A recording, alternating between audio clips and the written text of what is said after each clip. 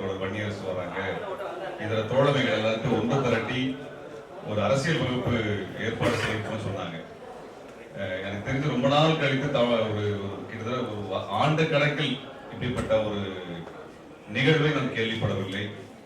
பொதுவாக பொதுக்கூட்டம் நடக்கும், கருத்தரங்கு நடக்கும். ஆனால் அரசியல் படுத்துறது அப்படிங்கிற ஒரு நிகழ்ச்சியை ஏற்படுத்தி இருப்பது வந்து மிக மிக சிறப்பான ஒன்று. அதனால ஒரு பொதுக்கூட்டத்துக்கு வருவோம், பேசிட்டு போயிடுவோம். ஆனால் ஒரு அரசியல் வகுப்பு அப்படிங்கிறதா எனக்கு தேவைப்படுது. ஏன்னா ஒரு கோரிக்கைக்காக வருவோம், கோரிக்கை சம்பந்தமா பேசுவோம். இந்தி ஒழிப்புனா இந்தி ஒழிப்பை பத்தி பேசுவோம், அல்லது வேற ஏதாவது ஒரு பிரச்சனை, அந்த பிரச்சனைக்கான கோரிக்கை போராட்டம் அப்படின்னா அதை பத்தி பேசிட்டு போயிடும். பெரும்பாலான மக்களுக்கு அது என்ன கொள்கையோட அடிப்படை என்ன, அதை எப்படி பார்க்கறது, ஒரு பிரச்சனையை எப்படி அணுகிறது அப்படிங்கிறது தெரியாது. அதுதான் நமக்கு இருக்க பெரிய குழப்பம். அப்ப அந்த சிக்கலை புரிந்து கொண்டு அரசியல் வகுப்பு வைப்பது என்பது ஒரு கவனமான, ஒரு பாராட்டக்கூடிய, போற்றக்கூடிய ஒரு வேலை திட்டம். அந்த வேலை திட்டத்தை செய்திருக்கக்கூடிய தோழர்கள் அனைவருக்கும் என பல அமைப்புகளாக சேர்ந்து செய்திருக்கிறார்கள்.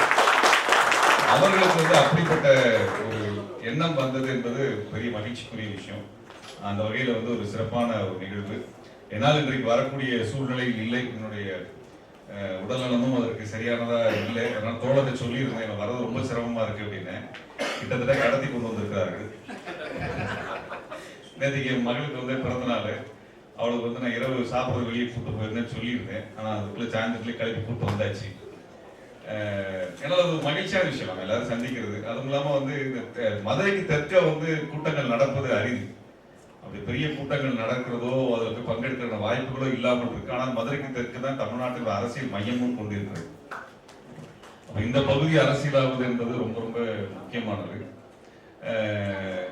தோழர் சாமுவேல் ராஜும் தோழர் வன்னியரசு அவர்களும் ரொம்ப நுணுக்கமாக இந்த அரசியல் பார்வையை இன்னைக்கு பதிவு பண்ணாங்க. அவங்க கிட்ட இந்த தகவலை இந்த மாதிரி ஒரு அரங்கத்துல தான் நீங்க கேட்டு தெரிஞ்சுக்க முடியும். ஆனால் அவர்கள் சந்திக்கக்கூடிய பல்வேறு பிரச்சனைகள் சொன்னாங்க. நீங்க மது ஒழிப்புக்கு என்ன பண்ணீங்கன்னு கேட்டதோ, அவர்கள் சிறையில எங்களை வரவேற்றது அவர் தான். கிட்டத்தட்ட ஒரு மாதத்துக்கு மேல இருந்தாங்க. இன்னும் சொல்ல போனா 23 லட்சம் ரூபாய் நட்டை கொடுத்தாதான் அவருக்கு பெயில் கொடுக்கணுங்கிற கண்டிஷன்ஸ் கொடுத்தாங்க. அந்த 23 லட்சத்தை கட்ட மாட்டோம் என்று சொல்லி உயர் நீதிமன்றம் சென்றுதான் அவர்கள் பிணை வாங்கினார். 2017 அவங்க மது ஒழிப்பு போராட்டத்தில் இருந்தார். இது மாதிரியான பல அனுபவங்கள். அதே மாதிரி அவர் சிறையில இருந்த பொழுது அந்த ஆணவ படுகொலை பற்றி சொன்ன தகவல்கள் நான் இதெல்லாம் இந்த அரங்கத்தில் தான் கேட்க முடிகிறது. இது ரொம்ப ஒரு முக்கியமான ஆவணம், தோழரை எழுதணும்ன்றது நான் விரும்புறேன். ஏன்னா இந்த ஆணவ படுகொலை ரொம்ப மேலோட்டமாக கடந்து செல்லக்கூடிய ஒன்றை நம்ம பார்த்து கொண்டே வரோம். சாதிய ரீதியான ஒரு படுகொலைகள் ரொம்ப அதிகமான ஒரு சமீப காலத்தில் ரொம்ப அதிகமான நிலைமை இருக்கு. நம்ம இதோட அடிப்படை தான் மதிய உணவு யாருக்கு தரலன்னு நினைக்கிறேன். எடுக்கலைங்கிறதோட தரல அப்படிங்கிறத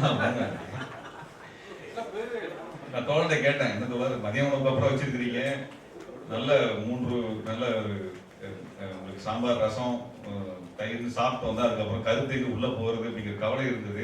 கவலைப்படாதீங்க, யாருக்கு சாப்பாடு போடல, உட்கார்ந்துருப்பாங்க. பசி இருந்தாலும் நம்ம தூக்கம் வராது. அப்படியாக உங்களையும் கடத்தி உட்கார வச்சிருக்கிறாங்க. நம்மளுக்கு ஒரு சுருக்கமா முடிச்சிடும்னு நினைக்கிறேன். நான் நிறைய விரிவாக பேசியிருந்தாங்க. சாதியை பற்றியான பல்வேறு புரிதல் நமக்கு சாதியினுடைய அடித்தளம் என்ன, சாதியை ஒழிக்கிறது என்ன அப்படிங்கிற விவாதம் ஒரு 2000 வருடமாகவே நமக்கு இருந்துகிட்டே இருக்கு. சாதி இருப்பது என்பதும் சாதியினுடைய கட்டமைப்பு இயங்குறது எவ்வளவோ அதற்கு சரிசமமாக சாதியை ஒழிப்பதற்கான போராட்டங்களும் நமக்கு 2000 வருஷமா நடந்திருக்கு.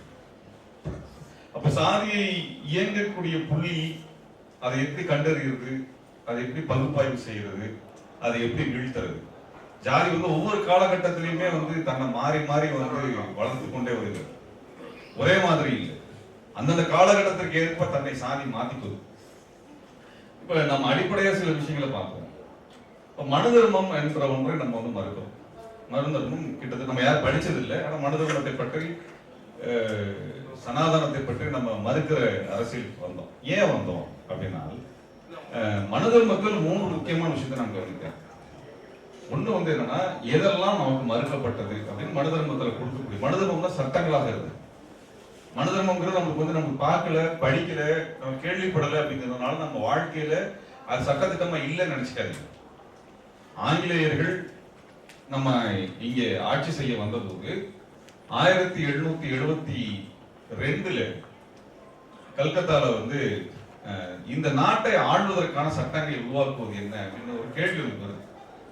அவனுக்கு இங்க ஒன்றும் புரியல. அப்ப இந்த நாட்டை எப்படி ஆள்றதுன்னு சொன்ன பொழுது அங்க இருந்த வாரன் ஹேஸ்டிங்ஸ் பிரபு என்று நம்ம பாடப்புத்தகத்தை படிச்சிருக்கோமே, அவர் என்ன பண்றாருன்னா இந்த மனு தர்மத்தை சட்ட நூலாக மாற்றுகிறார். அதற்கென்று ஒரு கிட்டத்தட்ட 6-11 சமஸ்கிருத அறிஞர்களை, அப்படின்னா சமஸ்கிருத அறிஞர்னு ஒண்ணுமே இல்லை, அது வந்து சயின்ஸ் கிடையாது, 11 பாப்பானை வந்து அதுக்கு நியமனம் செஞ்சு அதை வந்து தொகுக்கிறாங்க. அந்த அடிப்படையில் தான் நீதி பரிபாலனம் செய்யணும், அந்த அடிப்படையில தான் வந்து தீர்ப்புகள் தரணும்னு சொல்லி அவர் உத்தரவிடுகிறார். அந்த அடிப்படையில தான் தீர்ப்புகள் எல்லாம் கொடுக்கப்பட்டு வந்தது.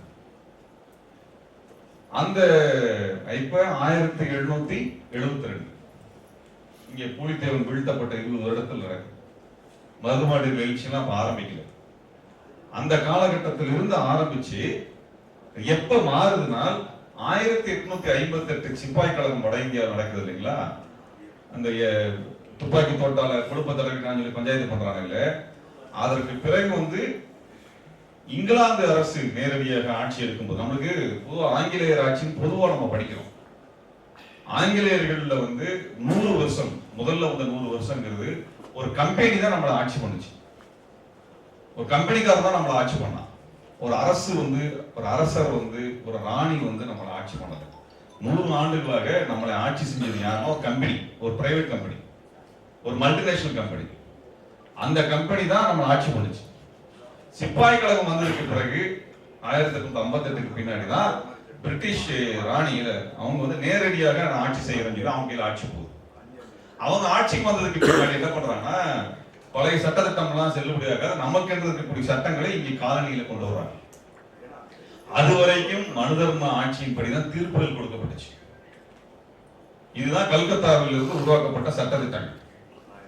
இந்த மனு தர்மம், சமஸ்கிருதம், பார்ப்பனர்கள், இந்த 3 தான் இந்த வெள்ளக்கார கம்பெனியினுடைய ஆட்சி திட்டங்களுக்கு அவன் இந்தியாவை புரிந்து கொள்வதற்கு இந்த 3ஐ தான் வைத்துக் கொண்டார். சரிங்களா? இப்ப பார்ப்பனர்களை வைத்துக் கொண்டுதான் அந்த நாட்டை ஆட்சி செய்யணும். சமஸ்கிருதம் தான் அந்த நாட்டினுடைய மொழி, மனு தர்மம் தான் அந்த நாட்டிற்கான சட்டத்திட்டங்கள். இதை வைத்துக் கொண்டுதான் கம்பெனி வந்து ஈஸ்ட் இந்தியா கம்பெனி என்று சொல்லக்கூடிய கிழக்கு இந்திய கம்பெனி வந்து இங்க வந்து ஆட்சி செய்தார். அப்ப அது எப்ப மாறும்? 100 ஆண்டு காலம் மாறும். இப்ப திராவிடம் அப்படின்னா எதிர்ன்னு சொல்லி பேசிட்டு இருக்கிறாங்க இல்லையா, அதனுடைய புள்ளியில சொல்லிட்டு அடுத்து வராங்க. இந்த மாதிரியாக வட இந்தியாவில் சமஸ்கிருதம், பார்ப்பனர்கள், சனாதனம், மனுதர்மம், இதுதான் அரசு இந்தியாவை ஆள்வதற்கான வழிமுறை அப்படின்னு சொல்லி உருவாக்கி வைத்திருக்கும் பொழுது தென்னிந்தியாவில் வேறு மாதிரி ஆட்கள் இருக்கிறாங்கப்பா, நீ அங்க இருக்கிற ஆள மாதிரி இங்க சொல்லாத, இங்க இருக்கக்கூடிய மொழி வந்து சமஸ்கிருதத்துக்கு தொடர்பு இல்லாம இருக்கிறது, இந்த மக்களுக்கு சனாதனத்துக்கு பெரிய தொடர்பு எல்லாம் கிடையாது, இந்த மக்களுக்கு சமஸ்கிருதமும் தெரியாது, சனாதனத்தின் அடிப்படையில் கிடையாது, அதனால அந்த சட்டத்திட்டத்தின் அடிப்படையில் இந்த மக்களை வந்து நம்ம பண்ண முடியாது, இங்க வேறு மாதிரியான மொழிகளை பேசுறாங்க. ஏன்னா அன்னைக்கு மாதிரி இன்னைக்கு இருக்க மாதிரி தமிழ்நாடுனா ஒரு எல்லையை போட்டு அது செக் போஸ்ட் போட்டு அன்னைக்கு இருக்காது இல்ல, அதெல்லாம் இப்போ ஒரு 70 வருஷமா வந்தது. அன்றைக்கு எல்லாமே நிலப்பரப்பு தான். அந்த நிலப்பரப்புல தெலுங்கு பேசுறவன், துளு பேசுறவன், கன்னடம் பேசுறவன், மலையாளம் பேசுறவன், இவெல்லாம் தமிழர்களோட சேர்ந்து இருந்திருக்கிறான். அதை வைத்துக்கொண்டு இது எல்லாம் பார்த்தா இது வந்து சமஸ்கிருதம் மாதிரி கிடையாதுன்னு சொல்லி இந்த மக்கள், தென்னகத்தில் இருக்கிற மக்கள் வேறாக இருக்கிறார்கள். இவர்கள் அந்த சட்டத்துல எல்லாம் நீங்க வந்து கட்டுப்படுத்த முடியாது. இப்ப உதாரணமா மாமன் மகள், அத்தை மகள் அல்லது மாமன் மகன் திருமணம் செய்யக்கூடிய முறை வந்து நம்மளுக்கு இருக்கிறதெல்லாம் வட இந்தியா கிடையாது. மனித உறவு முறையே வேற. அப்படி சட்டத்திட்டங்கள் எப்படி வந்து இதற்கு தீர்ப்பு தெரிவிக்கும்? நான் ஒரு சடங்கு சம்பிரதாயத்தை சொல்றேன். அப்ப இங்க வேற மாதிரி இருக்குது அப்படின்னு அவங்க பேச ஆரம்பிச்ச பொழுது இங்க இருக்க மக்களுக்கும் மொழிக்கும் பண்பாட்டுக்கும் ஒரு பெயர் கொடுக்கணும்னு நினைச்சாங்க. அந்த பேர் தான் திராவிடம் என்ற பெயர். அப்ப இந்த பகுதி மக்களுக்கு நீ வேற சட்டத்திட்டத்தை வைக்கணும். இந்த பகுதி மக்களுக்கு முதன்மை மொழி சமஸ்கிருதம் அல்ல, தமிழ் மொழி முதன்மை மொழி. தமிழ் மொழியிலிருந்து கிடைத்த மொழிகள் தான் இங்க இருக்கக்கூடிய பிற மொழிகள். ஆக இதை எல்லாத்துக்கும் சேர்த்து திராவிட மொழி கூட்டம். இவர்கள் திராவிடர்கள், இவர்கள் பூர்வக்குடிகளாக இருக்கிறார்கள். அவர்கள் ஆரியர்கள், பிராமணர்கள், சமஸ்கிருதம் வருவதற்கு முன்பாகவே இவர்கள் இருந்தார்கள் அப்படின்னு அவங்க சொல்றாங்க. இது 1830களிலே வந்துருது. இப்படிதான் நம்ம வந்து இந்தியாவை வந்து வெள்ளக்காரன் பிரிச்சு புரிஞ்ச, இந்த மக்கள் வேறையா இருக்கிறாங்க, அந்த மக்கள் வேறையா இருக்கிறாங்க. அப்ப அப்படியாக வந்த மனு தர்மத்துல என்ன சொல்லப்பட்டிருக்குது படிச்சு பார்த்தீங்கன்னா சாராம்சத்துல அது தந்தை பெரியாரும் ஆனால் அம்பேத்கர் அவர்களுடைய எழுத்துக்களையே நீங்க படிக்கும் பொழுது ஒன்றை புரிந்து என்னால் புரிந்து கொள்ள முடிஞ்சு நான் சொல்றேன். 3 விஷயங்களை நமக்கு மறுக்கிறார். பார்ப்பனர் அல்லாதவரை, ஆரியர் அல்லாதவருக்கு 3 விஷயங்களை மறுக்கிறார். ஒன்று, நீதியை மறுக்கிறார். நீதி நம்ம யாருக்கும் தரக்கூடாது, நம்மளுக்கு யாருக்கும் ஜஸ்டிஸ் தரக்கூடாது, நம்ம எல்லாருக்கும் பொய் சொல்றோம். அப்ப அவங்க என்ன சொல்றாங்கன்னா அதுக்கு ஒரு முறையை சொல்றான். பார்ப்பனர்கள் ஒரு நீதி வழக்காடு வரும் பொழுது பார்ப்பனன் சொல்லுவதை அப்படியே உண்மை என்று எடுத்துக்கொள்ள வேண்டும். வெள்ளக்காரன் பொய் சொல்ல மாட்டாங்கிறது அது அந்த இடத்துல தான். அப்புறம் சத்திரியர்கள் என்ன சொல்றேன், என்னுடைய தேசத்தின் மீது என்னுடைய அதிகாரத்தின் மீது என்று நான் சொல்லுகிறேன், நான் சொல்லுவது உண்மை என்று சொன்னால் நீங்கள் ஏற்றுக்கொள்ள வேண்டும். வைசியன் என்னுடைய சொத்துக்களின் மீது நின்று சொல்லுகிறேன், அதை வாக்குறுதி எடுக்கிறேன், ஆகவே அது உண்மை என்று சொன்னால் ஏற்றுக்கொள்ள வேண்டும். ஆனால் இது இல்லாமல் இருக்கக்கூடிய சூத்திரர்கள் அல்லது சூத்திரர்களுக்கு அப்பாற்படக்கூடிய மக்கள் இவர்கள் சொல்லுவதற்கு என்ன கணக்கில் எடுத்துக்கணும், உண்மையா எடுத்துக்கிறதா பொய்யா எடுத்துக்கிறதா அப்படின்னா அதுக்கு ஒன்று சொல்றான். என்னன்னா நல்ல ஒரு இவ்வளவு இரும்பு கம்பி எடுத்து நல்லா சூடு பறக்க அதை அந்த இரும்பு கம்பி காய்ச்சி நல்லா பழுக்க காய்ச்சி அவன் கையில கொடுக்கணும். அந்த கையில அவன் பிடிச்சிட்டு இரும்பு கம்பியை பிடிச்சிட்டு எடுத்ததுக்கு அப்புறம் அவன் கையில தடுப்பே இல்லை அப்படின்னா, காயமே இல்லைன்னா அவன் சொல்றது உண்மை. இது மனு தர்மத்தில் எழுதி வைக்கப்பட்டிருக்கு. அப்ப உங்களுக்கு இது நீதியை தரக்கூடாது என்கின்ற எடுத்த முடிவு. இரண்டாவது, இந்த பார்ப்பனர்கள், சத்திரியர்கள், வைசியர்கள். சத்திரியர்னா இங்க இருக்கக்கூடிய சத்திரியர்கள் எடுத்துக்காதீங்க, இவங்க எல்லாம் சூத்திரர்கள் தான். நம்மளா பேர் வச்சுக்கிறது, நம்மளா அந்த பேரை வச்சுக்கிட்டு தான் இவங்களை பெருமைப்படுத்திக்கணும். இங்க சத்திரியர்களோ வைசியர்கள் என்ற அந்த கணக்கு, இது 3மே ஆரியர்களுக்கு சொந்தமானது. ஆரியர்களில் பார்ப்பனர்கள், ஆரியர்கள் சத்திரியர்கள், ஆரியர்கள் வைசியர்கள், மற்றவர்கள் எல்லாம் சூத்திரர்கள். ஒட்டுமொத்த தமிழமும் சூத்திரர்கள் தான். சரிங்களா? அப்ப என்ன ஆகுதுன்னா நீதி கொடுக்க கூடாதுங்கிற இடத்துல அது வரையறை செய்யுது. அடுத்து என்ன சொல்றாங்கன்னா இவர்கள் சொத்து சேர்க்க கூடாது. நான் பல இடங்களில் கேட்கறது ஒண்ணுதான். நீங்க இந்த நம்ம கீழடி காலத்துல இருந்து கீழடி இன்னும் 3000 வருஷத்துக்கு முன்னாடி இருக்குது, அதுக்கு முன்னாடி இருக்கு, நம்ம எல்லாம் படிக்கிறோம். இத்தனை ஆண்டு காலமாக உழைத்திருக்கிறோம். இரும்பை கண்டுபிடிச்சோம்னு சொன்னா என்ன அர்த்தம்? இரும்பு எதுக்காக கண்டுபிடிக்கப்படுகிறது என்றால் உழவுப் பொருட்களை செய்வதற்கு இரும்பு பயன்படுத்தப்படுகிறது. சமவெளியில ஏன் இரும்பு கிடைக்குதுன்னா அந்த உழவுப் பொருளை பண்றதுக்கு தான் பண்ணுவாங்க. நிலத்தை தோன்றதுக்கு, அந்த கருவிகளை செய்வதற்கு தான், கதிர் அறுப்பதற்கு தான் இரும்பு பயன்படுத்த தேவைப்படுது. அப்ப இத்தனாயிரம் வருஷமா வேலை செஞ்ச இந்த தமிழ் சமூகத்துக்கு ஏன் சொத்து இல்லை, ஏன் மூலதனம் இல்லை, ஏன் ஏழையா ஓட்டாண்டியா இருக்கு? ஒரு கிரவுண்ட் நிலம் கிடையாது பெரும்பாலான தமிழர்கள். அப்ப இது எப்படி சாத்தியம் இல்லாமல் போனது? இப்ப இதுக்கான காரணங்களை நீங்க தேடி போனீங்கன்னா மனு தர்மம் என்பது நீண்ட காலமாகவே இந்த சமூகத்திலே சட்டத்திட்டங்களாக நடைமுறைப்படுத்தப்பட்டதுல மனு தர்மத்தின் அடிப்படையில் நாம் சொத்து வச்சு கூடாது. அப்படி சொத்து வச்சிருந்தா பார்ப்பனர் எடுத்துக்கொள்ளலாம். அப்படி கணக்குல வெள்ளையர் காலத்துல கணக்கு போடுறாங்க. இனாம் நிலம் ஒரு இனாம் நிலம் இருக்குது, அது கோயிலுக்கு எழுதி வைக்கிற நிலம். இனாம் நிலத்துல 2 வகை இருக்குது. கோயில் பார்ப்பனர்கள் அனுபவித்துக் கொள்வதற்கான நிலம், இன்னொன்னு இந்த குளம், ஏரி, மரம் பார்க்கறது, பொது சொத்துக்களை பராமரித்து பார்க்கறதுங்கிறது. அது ரொம்ப சின்ன விகிதம் தான். ஆனா பெரும்பாலான நிலம் இனாம் நிலம் தான். அது பார்ப்பனர்களுக்கான அனுபவிப்பதற்கான நிலம். அந்த நிலம் 1850-60 இன்னையிலிருந்து ஒரு 170 வருஷத்துக்கு முன்னாடி எவ்வளவு நிலம் பார்ப்பனர்களுக்கு இருந்துச்சு அப்படின்னா 35 லட்சம் ஏக்கர் இருந்தது. எவ்வளவுங்க? 35 லட்சம் ஏக்கர். சரிங்களா? இது மேட்டூர் டேம் கட்டுறதுக்கு முன்னாடி. மேட்டூர் டேம் கட்டினதுக்கு அப்புறம் 20 லட்சம் ஏக்கர் நம்மளுக்கு விவசாய பாசனம் எல்லாம் அதிகரிச்சு கணக்கு இருக்கு. மேட்டூர் டேம் கட்டினதுக்கு அப்புறம், பவானி டேம் கட்டினதுக்கு அப்புறம், வைகை டேம் கட்டினதுக்கு அப்புறம், நீங்க தாமிரபரணி அணைகள், இந்த அணைகள் எல்லாம் கட்டுறதுக்கு, முல்லை பெரியாறு அணையெல்லாம் கட்டுறதுக்கு முன்னாடி 30 லட்சம் ஏக்கர் அவங்க கையில இருந்தது. அவங்களோட சொத்து அவ்வளவு. அப்ப நம்மளுக்கு சொத்து இல்லாம தான் இருந்திருக்கிறோம். இந்த நிலத்துல நீங்க குத்தகைக்கு வேலை செய்யலாம். அதுவும் பட்டியல் சமூகம் என்று சொல்லக்கூடிய சமூகங்கள் குத்தகைக்கும் செய்ய முடியாது. அவர் கூலிகளாக தான் இருக்க வேண்டும். குத்தகைக்கு செய்யறது யார் செய்யலாம்? இடைநிலை சாதிகள் செய்யலாம். பட்டியல் சாதிகள் குத்தகை நிலமா கூட செய்ய முடியாது. இப்படிப்பட்ட ஒரு நிலை, அப்ப சொத்துக்கள் வைக்கக்கூடாது என்று மனு தர்மத்தில் இரண்டாவதாக கொடுத்திருக்கக்கூடிய ஒன்று. மூன்றாவது, கல்வி கொடுக்க கூடாது. இப்ப கல்வி கிடையாது, சொத்து கிடையாது, நீதி கிடையாது. அப்ப இந்த கட்டமைப்பினுடைய விளைவு தான் இன்றைக்கு நாம் அனுபவிக்கக்கூடிய பிரச்சனை. சரிங்களா? இன்னைக்கும் சாதியில இருக்கக்கூடியதுல நம்ம கவனமா எடுக்க வேண்டியது கல்வி, நீதி, வேலை வாய்ப்பு மற்றும் சொத்து சேர்க்கை. வேலை வாய்ப்பு கிடையாது. இப்ப இந்த நாளையுமே நீங்க எடுத்து தொகுத்து பாத்தீங்கன்னா இது இல்லாத சமூகங்களாகத்தான் பட்டியல் சமூகங்கள் வருகிறது. அவங்க எப்படி சொத்து சேர்த்துக் கொள்வது, அதிகாரத்தில் எப்படி பங்கெடுப்பது, கல்வியை எப்படி பெற்றுக் கொள்வது, நீதி எப்படி பெற்றுக் கொள்வது, இந்த நாளும் மறுக்கப்பட்ட இடத்துல தான் இன்னைக்கு நம்ம சாதியில பார்க்கிறோம். இன்னைக்கு இருக்க பிரச்சனையே இந்த இடம் தான் இருக்கு. நாம சாதியா இருக்குதுன்னு பார்க்க சாதி சமூகமா இருக்கு, எல்லாமே சாதி சமூகமா இருக்கு. கவுண்டருக்கும் கோனாருக்கும் சாதி சண்டை இல்லையா? நாயக்கருக்கும் வன்னியருக்கும் சண்டை இல்லையா? முக்குளத்தோருக்கும் கவுண்டருக்கும் வேறுபாடு இல்லையா? எல்லா இடத்துலயும் சாதி வேறுபாடுகள் இருக்குது. ஆனால் பட்டியல் சாதிகளாக சொல்லப்படுகின்றவர்களுக்கும் இடைநிலை சாதிகளாக இருக்கிறவங்களுக்குமான சாதி வேறுபாடு மட்டும் ஏன் வன்முறையில் போய் முடிகிறது? ஏன் வன்முறையில் போய் முடிகிறது?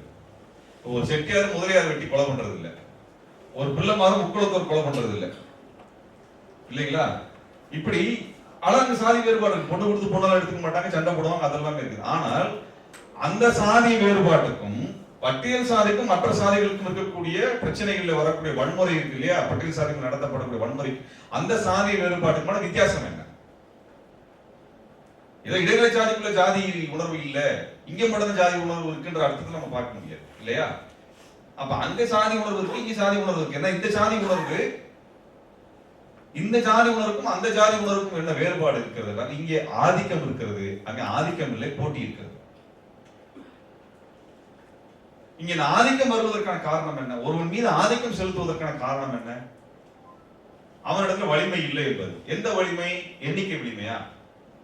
அப்படி பார்த்தா எத்தனையோ சாதிகள் பெரும்பான்மை இல்லாமல் இருக்கிறாங்க இடைநிலை சாதிகள். அந்த சாதிகள் பெரிய எண்ணிக்கை எல்லாம் கிடையாது. ஆனால் அவர்கள் மீது ஏன் வன்முறை வரல? இப்ப எண்ணிக்கை முக்கியமா?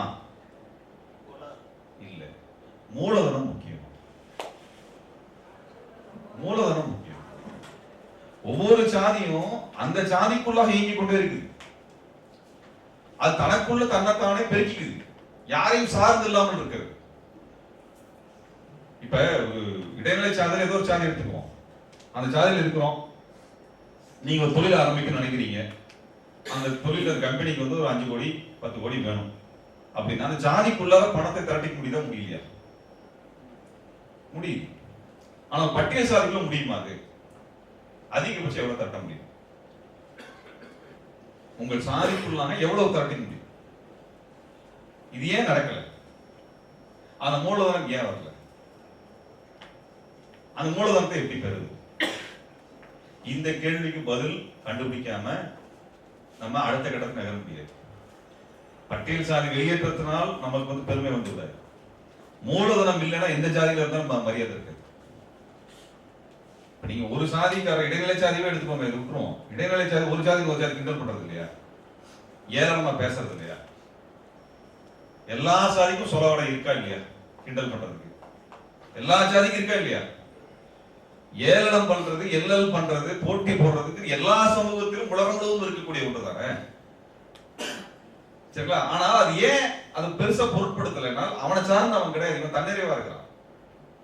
சாதிக்குள்ள தன்னிறைவா இயங்குறான். ஏன் இவனுக்கு சாதியாக இன்றைக்கு சுதந்திரம் அடைஞ்சதுக்கு பின்னாடி இந்த ஜனநாயக கட்டமைப்பில் ஏன் மறு சாதி இயங்குது? எல்லாத்துக்கும் பொது சட்டம் தான், மனு தர்மம் இல்லை இல்லையா? ஏன் அண்ணல் அம்பேத்கர் நம்ம கொண்டாடணும் அப்படின்னா இந்த மனு தர்மத்தை மறுபடியும் சட்டமா மாத்தணும்னு சொல்லி முயற்சி பண்ணானுங்க. 1860-70 இங்கிலாந்து அரசு கொண்டு வந்த சட்ட அடிப்படையில தான் எல்லாமே நடைமுறைப்படுத்தணும்னு ஒன்று கொண்டு வந்தப்ப இந்தியாவினுடைய சுதந்திர போராட்டத்தை நடத்தின காங்கிரஸ் கட்சிக்குள்ள இருந்தவனெல்லாம் பார்ப்பான். அவன் எதை முடிவு பண்ண மறுபடியும் மனு தர்மத்தை நான் வந்து இந்த நாட்டினுடைய சட்டத்திட்டமாக மாற்றுவேன் என்று முடிவெடுக்கிறான். அதை முடியாமல் அதை தடுத்தவர் அண்ணல் அம்பேத்கர். யாராவது வந்து அண்ணல் அம்பேத்கர் எல்லாம் வடநாட்டுக்காரர் மராத்தியர் அவரை பத்தி கவலைப்படலன்னா அவரை விட அயோக்கியன் யாரும் கிடையாது.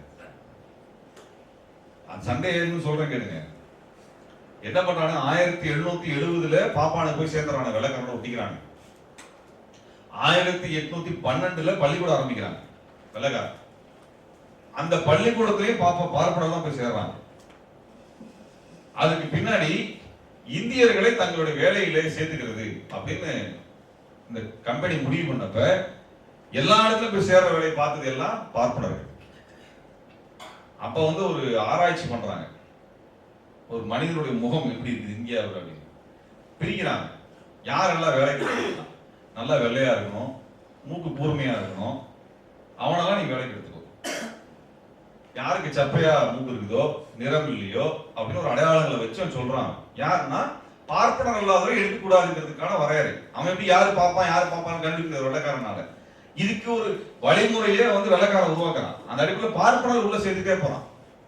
பார்ப்பனர் பெரிய அளவுக்கு ஆங்கிலேயர்களோடு கம்பெனியாரோட சேர்ந்து நிற்கிறாங்க. அவன் என்ன பண்றான், இனாம் நிலத்துல வெள்ளக்காரன் என்ன பண்றான், இங்க வந்து நிலத்துக்கு வரி போட்டு வரி வாங்குறான். அதான் வீரபாண்டி கட்டபொம்மன் கதையில எல்லாரும் நம்ம கேட்கிறோம், உனக்கு எதுக்கு நான் தர வேண்டும் வரி அப்படின்லாம் படத்துல கேட்டோமே, அதுல உண்மை. எல்லாம் இங்க இருந்து பாளையக்காரர் எல்லாருமே வரி கொடுக்க மாட்டேன்னு போட்ட சண்டை தானே அது. அந்த வரியில ஏன் வெள்ளக்காரனுக்கு எதிர்த்து ஒரு பாப்பாவும் சண்டைக்கு போட, மருதுபாண்டியன் கேட்கிறோம், ஒண்டி வீரர் கேட்கிறோம், புலித்தேவன் கேட்கிறோம், சுந்தரலிங்கம் கேட்கிறோம், வீரபாண்டி கட்டபொம்மன் கேட்கிறோம், வீர சின்னமலை கேட்கிறோம், எல்லா பேரும் வருதுப்பா. ஏன் ஒரு ஐயங்கார் பேர் வரல? நிலைமை அவன்கிட்ட தான் இருந்தது, 30 லட்சம் ஏக்கர். ஏன் வரல? அவனுக்கு வரி விலக்கு கொடுத்துருக்கானுங்க. அவன் தான் மிராசுதாரா இருப்பான், அவன் தான் ஜமீன்தாரியா இருப்பான், அவன் தான் ரயத்து வாரி சட்டத்தை வரி வாங்குறதுக்கான ஆளா வந்துருவான். சரிங்களா? அவனுக்கு வரியில விலக்கு கொடுத்துருவான்.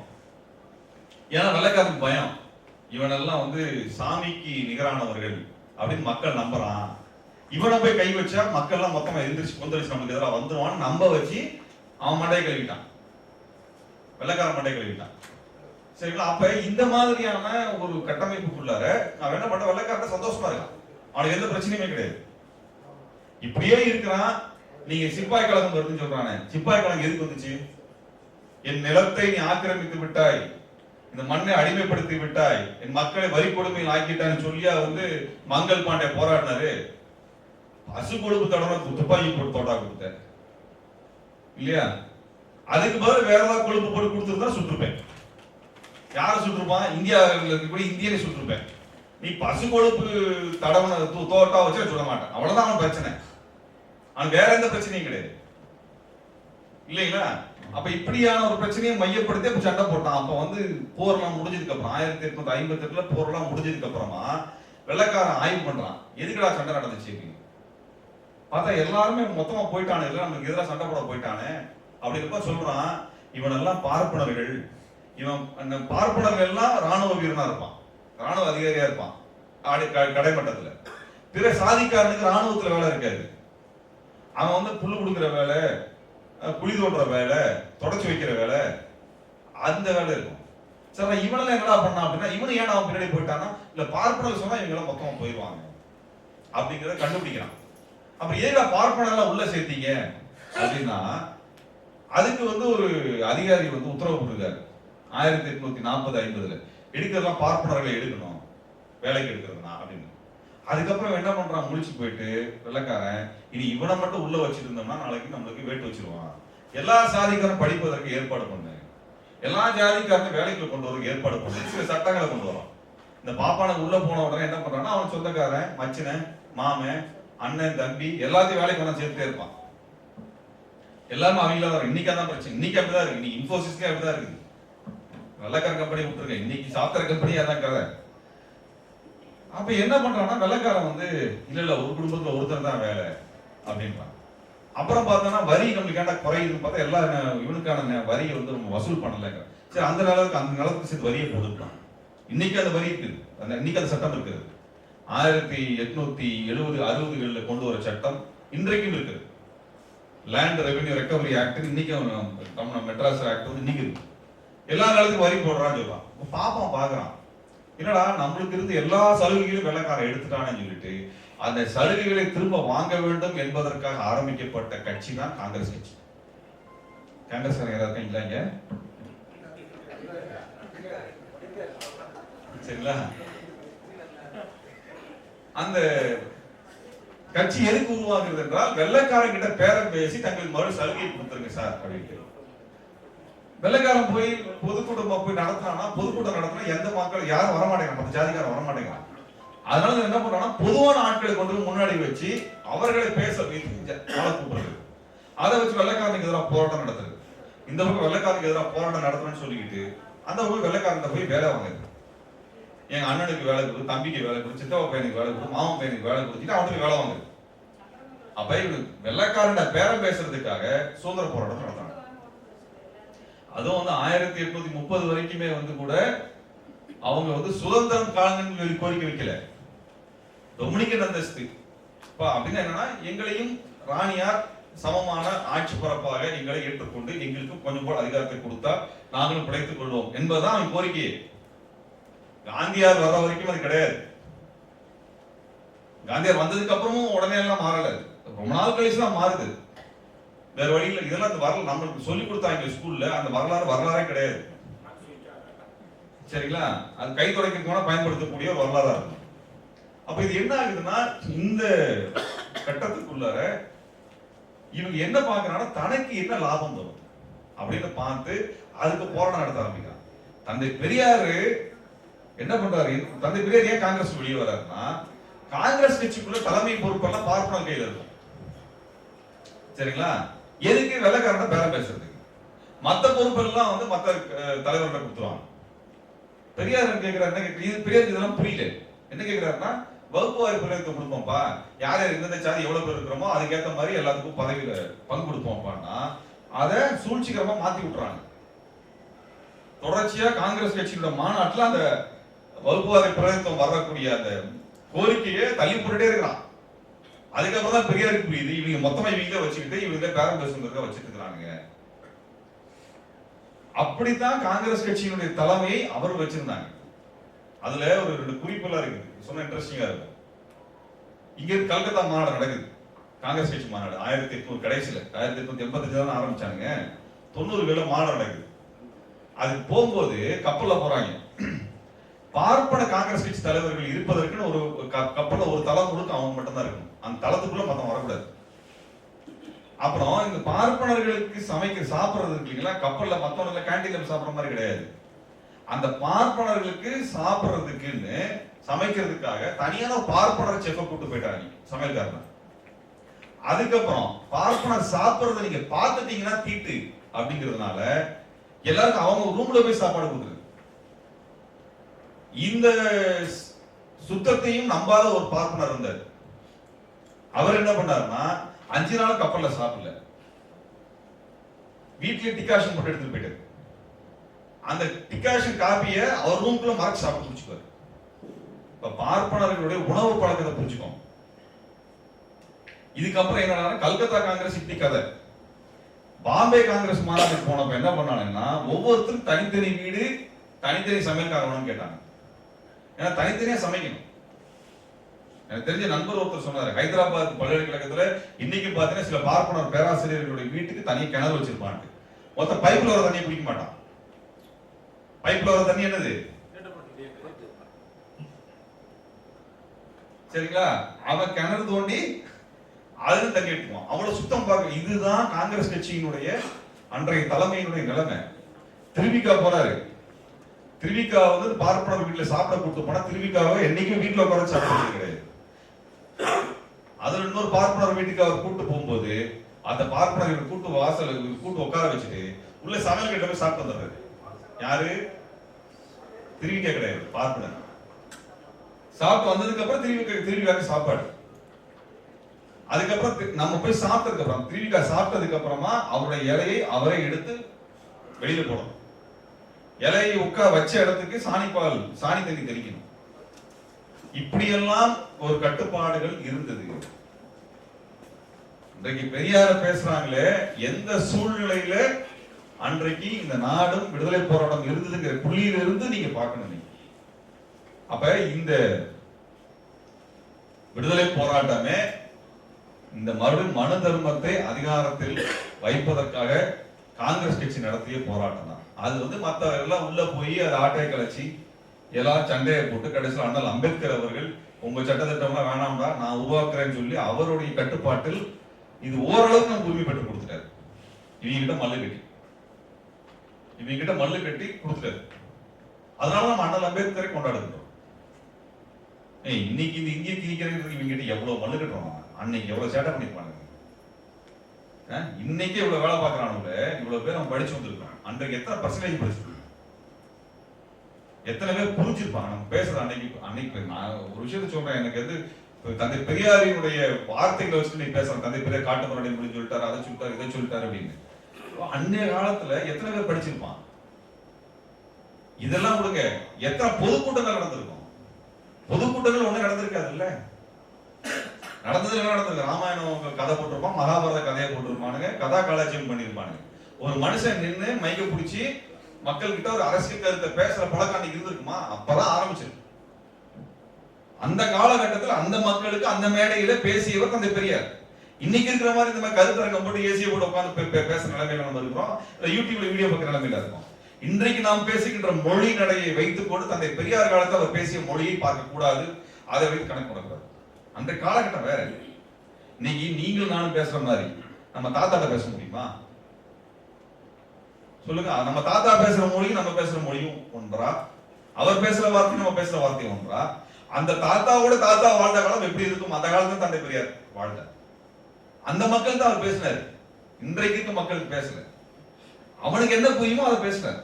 அப்படியாக இருந்த ஒன்றுதான் இன்னைக்கு வந்து என்ன ஆகுதுன்னா, இந்த நாட்டுக்கு அரசியல் சாசனத்தை அண்ணல் அம்பேத்கர் கொடுத்து எல்லாரும் சமம் என்று சொன்னாலும் கூட ஏன் சாதி இருக்கிறது, ஏன் காவல்துறை இன்னும் சாதி ஒழிப்பாளர்களை புரிவித்து தாக்குகிறது? நம்ம கேட்கிறோம்ல, ஏன் வந்து ஜாதி கொடுமை வன்கொடுமை நடந்தனா போலீஸ் வந்து வழக்கு பதிவு பண்ண மாட்டேங்குது? ஏதோ போலீஸ்காரர் வந்து ஜாதியா இருக்கிறாருங்கிறது மட்டுமல்ல, இந்த சிஸ்டமே ஜாதியாகத்தான் கட்டமைக்கப்பட்டிருக்கிறது. அதை பாதுகாப்பதற்கு தான் உருவாக்கப்பட்டது.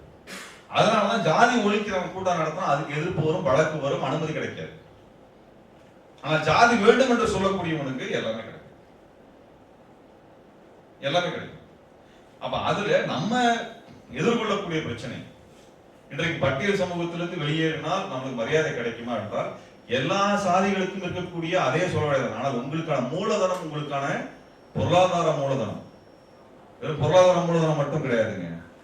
அரசியல் மூலதனம், அதிகாரத்தில் மூலதனம். அதிகாரமும் இருக்கணும்ல. நமக்கு ஏதாவது ஒண்ணுன்னா, நம்ம சாதாரணமா ஹெல்மெட் போடல போலீஸ்காரர் பிடிச்சிட்டாருன்னா அவன் போன் பண்ணி பேசுறதுக்கு 4 இன்ஸ்பெக்டர் இருக்கிறாப்புல, டிஎஸ்பி இருக்கிறாப்புல. நம்மளுக்கு எத்தனை டிஎஸ்பி, எத்தனை இது? அப்படி போனாலும் நம்மளுக்கு எதிராக தான் இருப்பாங்க. ரொம்ப கராரா நேர்மையா இருப்பாங்க. ஆனா அரசியல் படாதவர்கள். வெறும் சமூகத்தில் பிறந்தால் அந்த சமூகத்தில் பிறந்ததுனால மட்டும் அரசியல் பற்றுவாங்கன்னு அர்த்தம் இல்லை. தன் மீது நிகழக்கூடிய அடக்குமுறை என்று உணராதவர்கள் எந்த அதிகாரத்தில் இருந்தாலும் நமக்கு பயன்பட மாட்டார்கள். இந்தியாவினுடைய ஜனாதிபதி சரிங்களா? அதான் நமக்கு இன்னைக்கு இருக்கு சிக்கல்.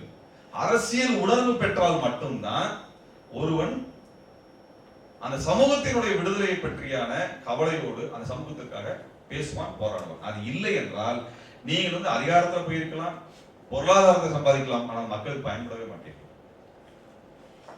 நீங்க இந்த அரசியல் உணர்வு இல்லாம நான் போய் ஒரு கம்பெனில வேலை பார்த்து பணத்தை சேர்த்து நான் ஒரு கம்பெனி நடத்திட்டேன், நான் பேங்க் லோன் வாங்கி பண்ணிட்டேன், நான் அண்ணல் அம்பேத்கரையோ பெரியாரையோ படிக்கல, இது சாதி ஒடுக்குமுறை குறித்துல என்ன படிக்கலன்னா எனக்கு பணம் வந்து எல்லாம் வந்து என்னை சுத்தி யார் இருப்பா? இந்த இடைநிலைச்சாதியோ அல்லது வெள்ளாளச்சாதியோ அல்லது பார்ப்பனச்சாதியோ தான் இருப்பான். அவன் தான் பிசினஸ் மேனா கூட இருப்பான். அவனை பார்த்தா அவர் வந்து இந்த ஐயரை வச்சு யாகம் பண்ணி அவர் பார்ப்பா கம்பெனி நல்லா போயிட்டு இருக்கு. இவரு பார்ப்பா காருக்கு அடியில 2 எலுமிச்சம்பழம் வச்சதுனால கார் நல்லா ஓடுது.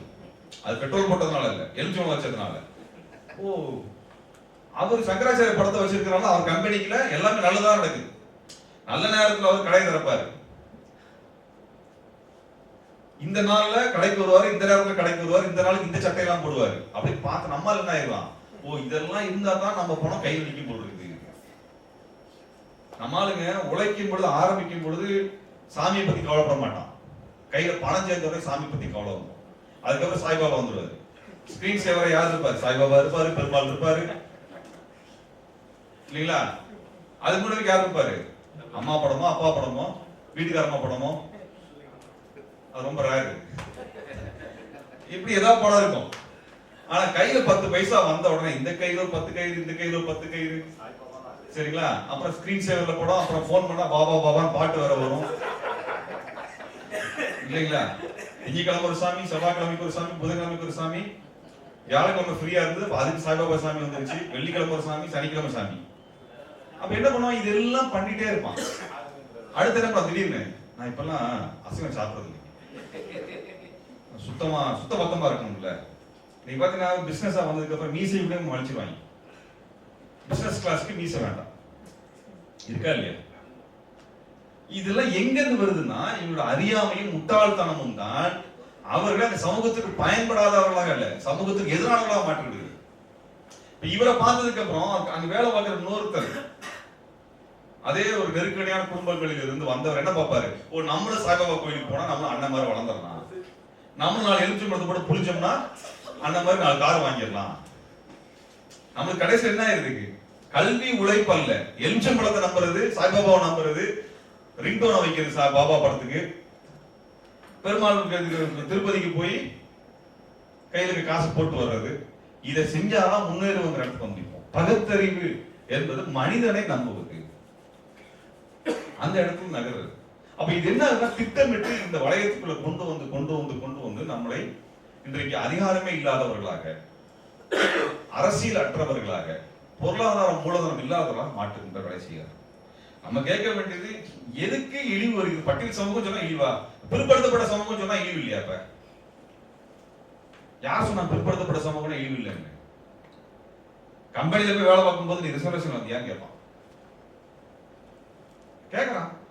ஓ அப்படியா, உங்களுக்கு பிரச்சனை இல்லப்பா, நீங்க ரிசர்வேஷன் வந்துருக்கீங்க. அவனுக்கு நீங்க பட்டியல் சமூகமா பிசியா எம்பிசியா கணக்கு இல்ல. பிசியா இருக்கிறவனுக்கு எம்பிசியை பார்த்து ஏளனமா இருக்கும், எம்பிசியா இருக்கிறவனுக்கு பட்டியல் சமூகத்தை பார்த்து ஏளனமா இருக்கலாம். ஆனா மேல இருக்கிறவங்க என்னது, எல்லாமே ரிசர்வேஷன். ஆனா இந்த இழிவு என்பது இப்படி ஜம்ப் ஆகி வெளியே வந்தாலும் ஒழிஞ்சிடாத அர்த்தம் இல்ல. நமக்கான பொருளாதாரத்தை கொண்டு வருவது எப்படி?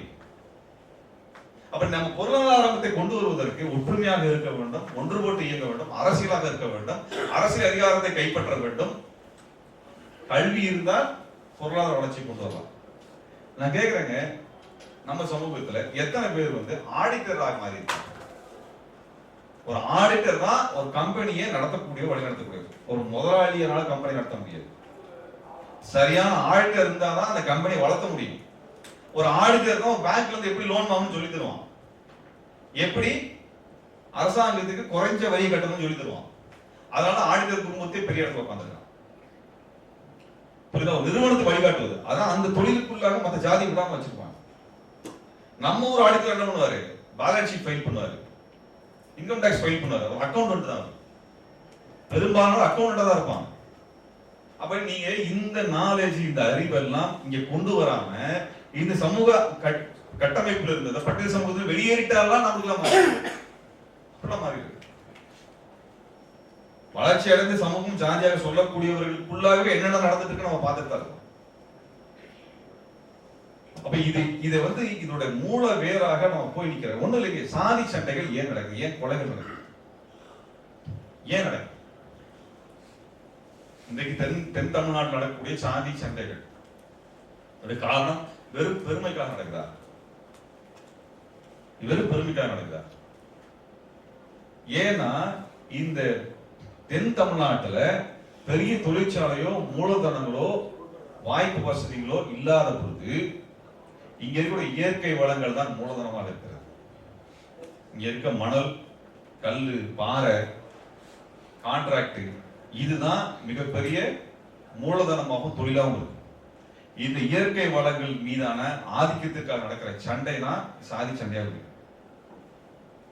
அந்த ஆதிக்கத்திற்குள்ளாக எந்த சாதி கை ஓங்க வேண்டும், எந்த சாதி நிராகரிக்கப்பட வேண்டும் என்கிற சண்டை தான் சாதி சண்டையாவது ஒழிய இது சாதி பெருமைக்காக நடக்கிற விஷயம். இது 4 பேரை கொலை பண்ணாலும் சாதி பெருமை வந்துடாது.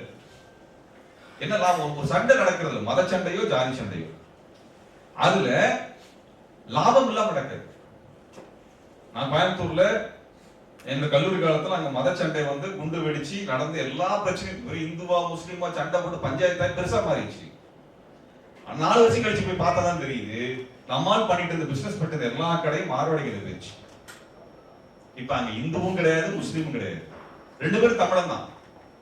ஆனா தமிழன்கிற அடையாளத்தை விட்டு அவன் இந்து அவன் முஸ்லீம் அப்படின்னு சொல்லி பிரிச்சு சண்டையை போட விட்டு கடைசி பார்த்தா சேட்டு மாறுபாடு எல்லா இடத்துலயும் உட்கார்ந்துருக்காங்க.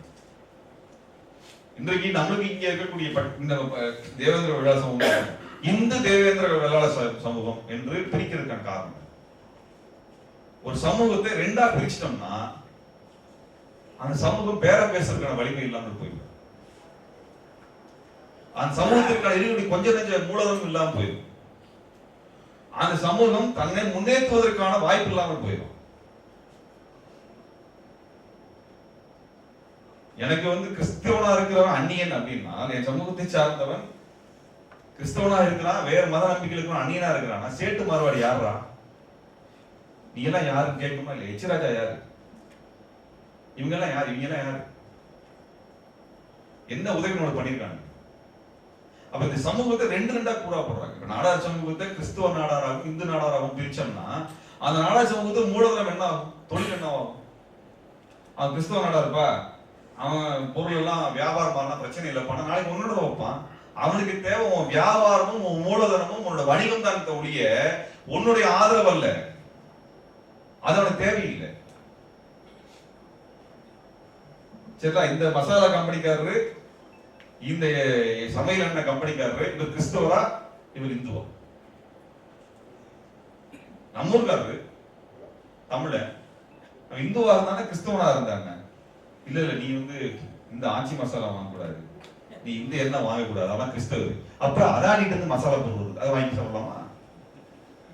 அது சாப்பிட்டா அது இந்து. இந்த சண்டை தான் இப்ப நடக்குது. இதை பரவலாக்குவதற்கு நடக்கக்கூடிய ரொம்ப முக்கியமான பண்பாட்டு சண்டை எதுனால், நம்முடைய பண்பாட்டு அடையாளத்தை எல்லாம் சமஸ்கிருத அடையாளமாக மாற்றி விட்டோம்னா அப்புறம் நம்மளுக்கு எது கிரிப்பு, எதுல இருந்து வந்தோம்னு எப்படி தெரியும்? அது ரொம்ப முக்கியமா நடக்கும். நாங்க கிட்டத்தட்ட 10 வருடமாக பேசி வருகிறோம். இதுக்காக நான் பல வழக்குகள் வாங்கிட்டேன். என்னன்னா, அவ சாமி வேற நம்ம சாமி வேற. நம்ம சாமி கும்பிடுறது இல்லை, அது வேற விஷயம். ஆனா நம்ம சாமி அவன் சாமி கிடையாது, நம்ம தத்துவம் அவன் தத்துவம் கிடையாது. நம்மளுக்கு இங்க இருக்கக்கூடிய நாட்டார் தெய்வம் சொல்லக்கூடியதோ ஐயனாரோ அல்லது மாரியம்மனோ காத்தவராயனோ அல்லது சுடலமாடனோ மதுரை வீரனோ, இது எல்லாமே அவனுடைய மரபுகளுக்கு நேர் எதிரான மரபு. இங்க நம்மளுக்கு என்னன்னா, நம்ம சமூகத்தில் நம்ம ஊர்ல நம்ம மக்களுக்காக நல்லது பண்ணி அதுக்காக இறந்து போனவர்கள், அதனால் கொலை செய்யப்பட்டவர்கள், நம்மளுக்காக போராடி உயிர் நீத்தவர்கள், அவர்களை வணங்குவது நம்முடைய மரபு. அது ஒரு விதமா நன்றி செலுத்துதல். அவர் கொடுக்குற மாதிரி திதி கொடுக்கறது வேற, நம்ம நினைவு பார்க்க, நம்ம முன்னோர் நினைத்து பார்த்தது ரெண்டுமே வேற வேற. ரெண்டு திருத்திட்டான். அவன் திதி கொடுக்கறதான் சொர்க்கத்துல இருக்கிறவங்க இங்க தண்ணி இருப்பான். இங்க அவன் சந்திரனுக்கே ராக்கெட் அனுப்ப முடியல. ஆனா வானத்துல இருக்கிறவனுக்கு திதி கொடுக்கறதுக்கு ஐயரை வச்சு மந்திரவாதம் சொல்லுவான். நாம அப்படி பண்ணல. நினைவு கூர்ந்து படையிலிடுவோம். நம்ம படைப்போம், அவன் எல்லாம் நெருப்புல போடுவோம். நம்ம படைச்சிட்டு நம்ம மக்களுக்கு சாப்பிட்டு நம்ம ஆளுங்களே கொடுத்துருவோம், அவன் எல்லாத்தையும் நெருப்புல போட்டு அழிச்சிடுவோம். ரெண்டு மரபுமே வேற வேறங்க, ரெண்டும் ஒண்ணு கிடையாது. நம்ம என்ன சாப்பிடுறோமோ அதை நம்ம சாமி படைப்போம், நம்ம சாமிக்கு என்ன படைச்சோமோ அதை நம்ம சாப்பிடுவோம். ஆக அப்படி கிடையாது. அவன் என்னைக்காவது உங்க வீட்டுக்கு ஓமகுண்டத்தை வளர்த்து உங்க வீட்டுல சோறு தின்னுருக்கானா? எந்த கல்யாணத்தையும் தின்னுருக்கானா? நம்ம தான் கூட்டு கூட உட்கார வைப்போம். நம்ம வீட்டுல ஐயரை கூப்பிட்டு ஓமகுண்டத்தை வளர்த்து கல்யாணம் பண்றது அப்படிங்கிற பழக்கமே சினிமா பார்த்து கத்துக்கிட்டோம். அது முன்னாடி வரைக்கும் ஒரு சில பார்ப்பன சமூகத்துக்கு மட்டும்தான் அது இருந்துச்சு. நம்மால நடிகர்கள் எல்லாம் போய் உடனே ஓமகுண்டத்தை வளர்த்து அது ஒரே கண்ணு கலங்க கல்யாணம் பண்ற காட்சியை பார்த்து பார்த்து நம்மளால என்ன ஆயிட்டான், ஓ இவரை வச்சுதான் கல்யாணம் பண்ண சொல்லி புரோக்கர் கூட்டம் தான் உட்கார வச்சுட்டான். அப்ப நம்மளுக்கு இந்த பண்பாடுகளை முழுவதுமாக மாற்றிக் கொண்டிருக்கின்றார். நம்மளுக்கு முன்னோர் வழிபாடு தான் இருக்கே ஒழிய, மூத்தோருடைய வணங்குகிற வழிபாடு தான் இருக்கே ஒழிய, முன் ஜென்மம் அடுத்த ஜென்மம்ங்கிற கணக்கு நமக்கு கிடையாது.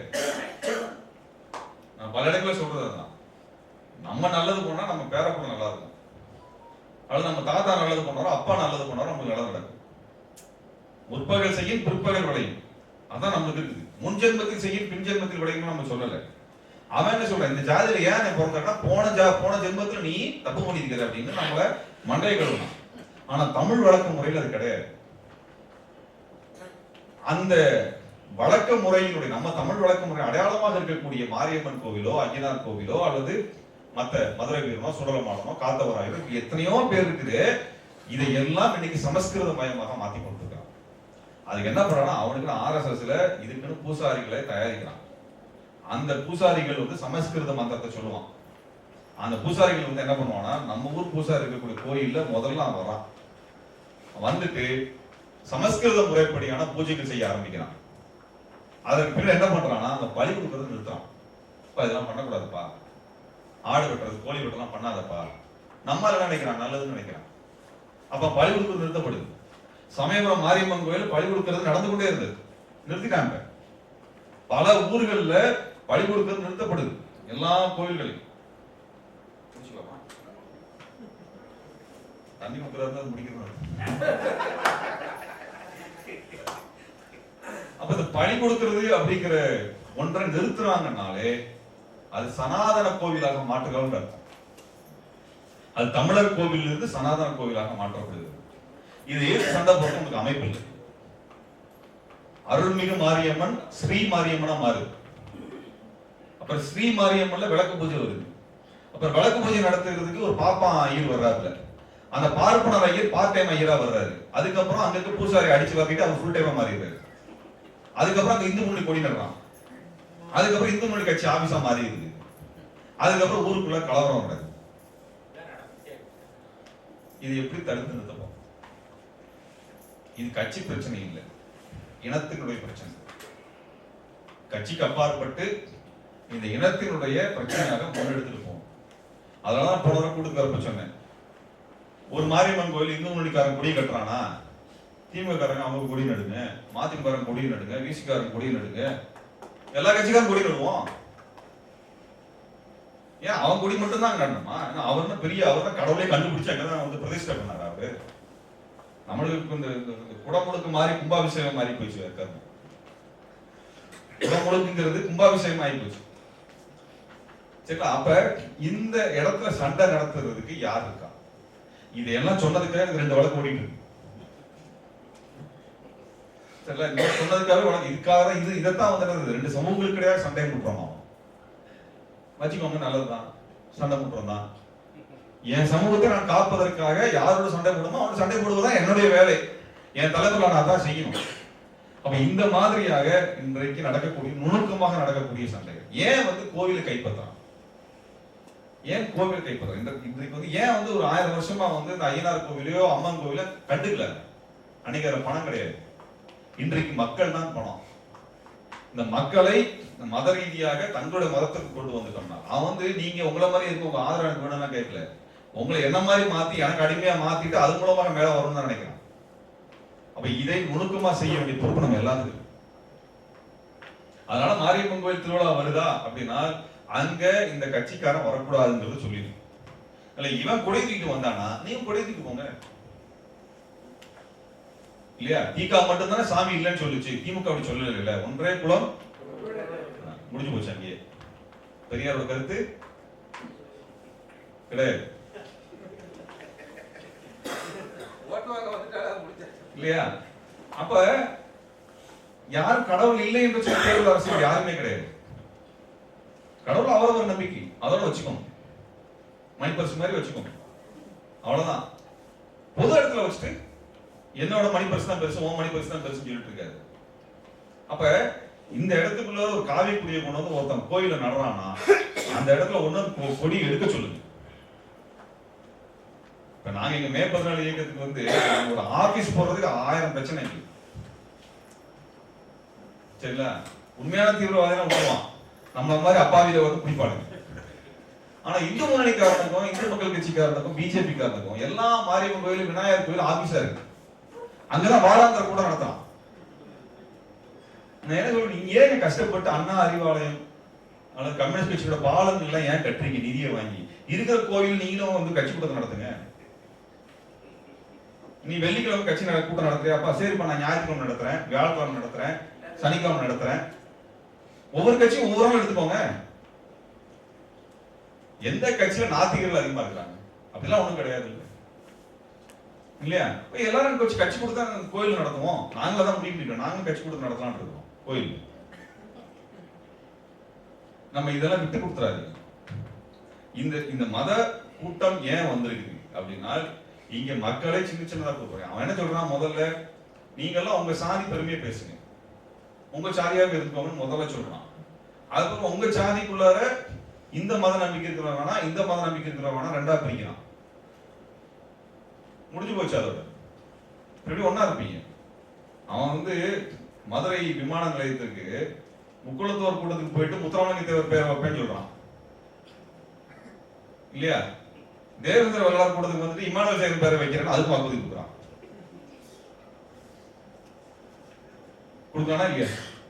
அப்புறம் என்ன பண்ண, இமானுவேல் சேகரார் அவர் இமானுவேல், அவரு இந்து கிடையாது.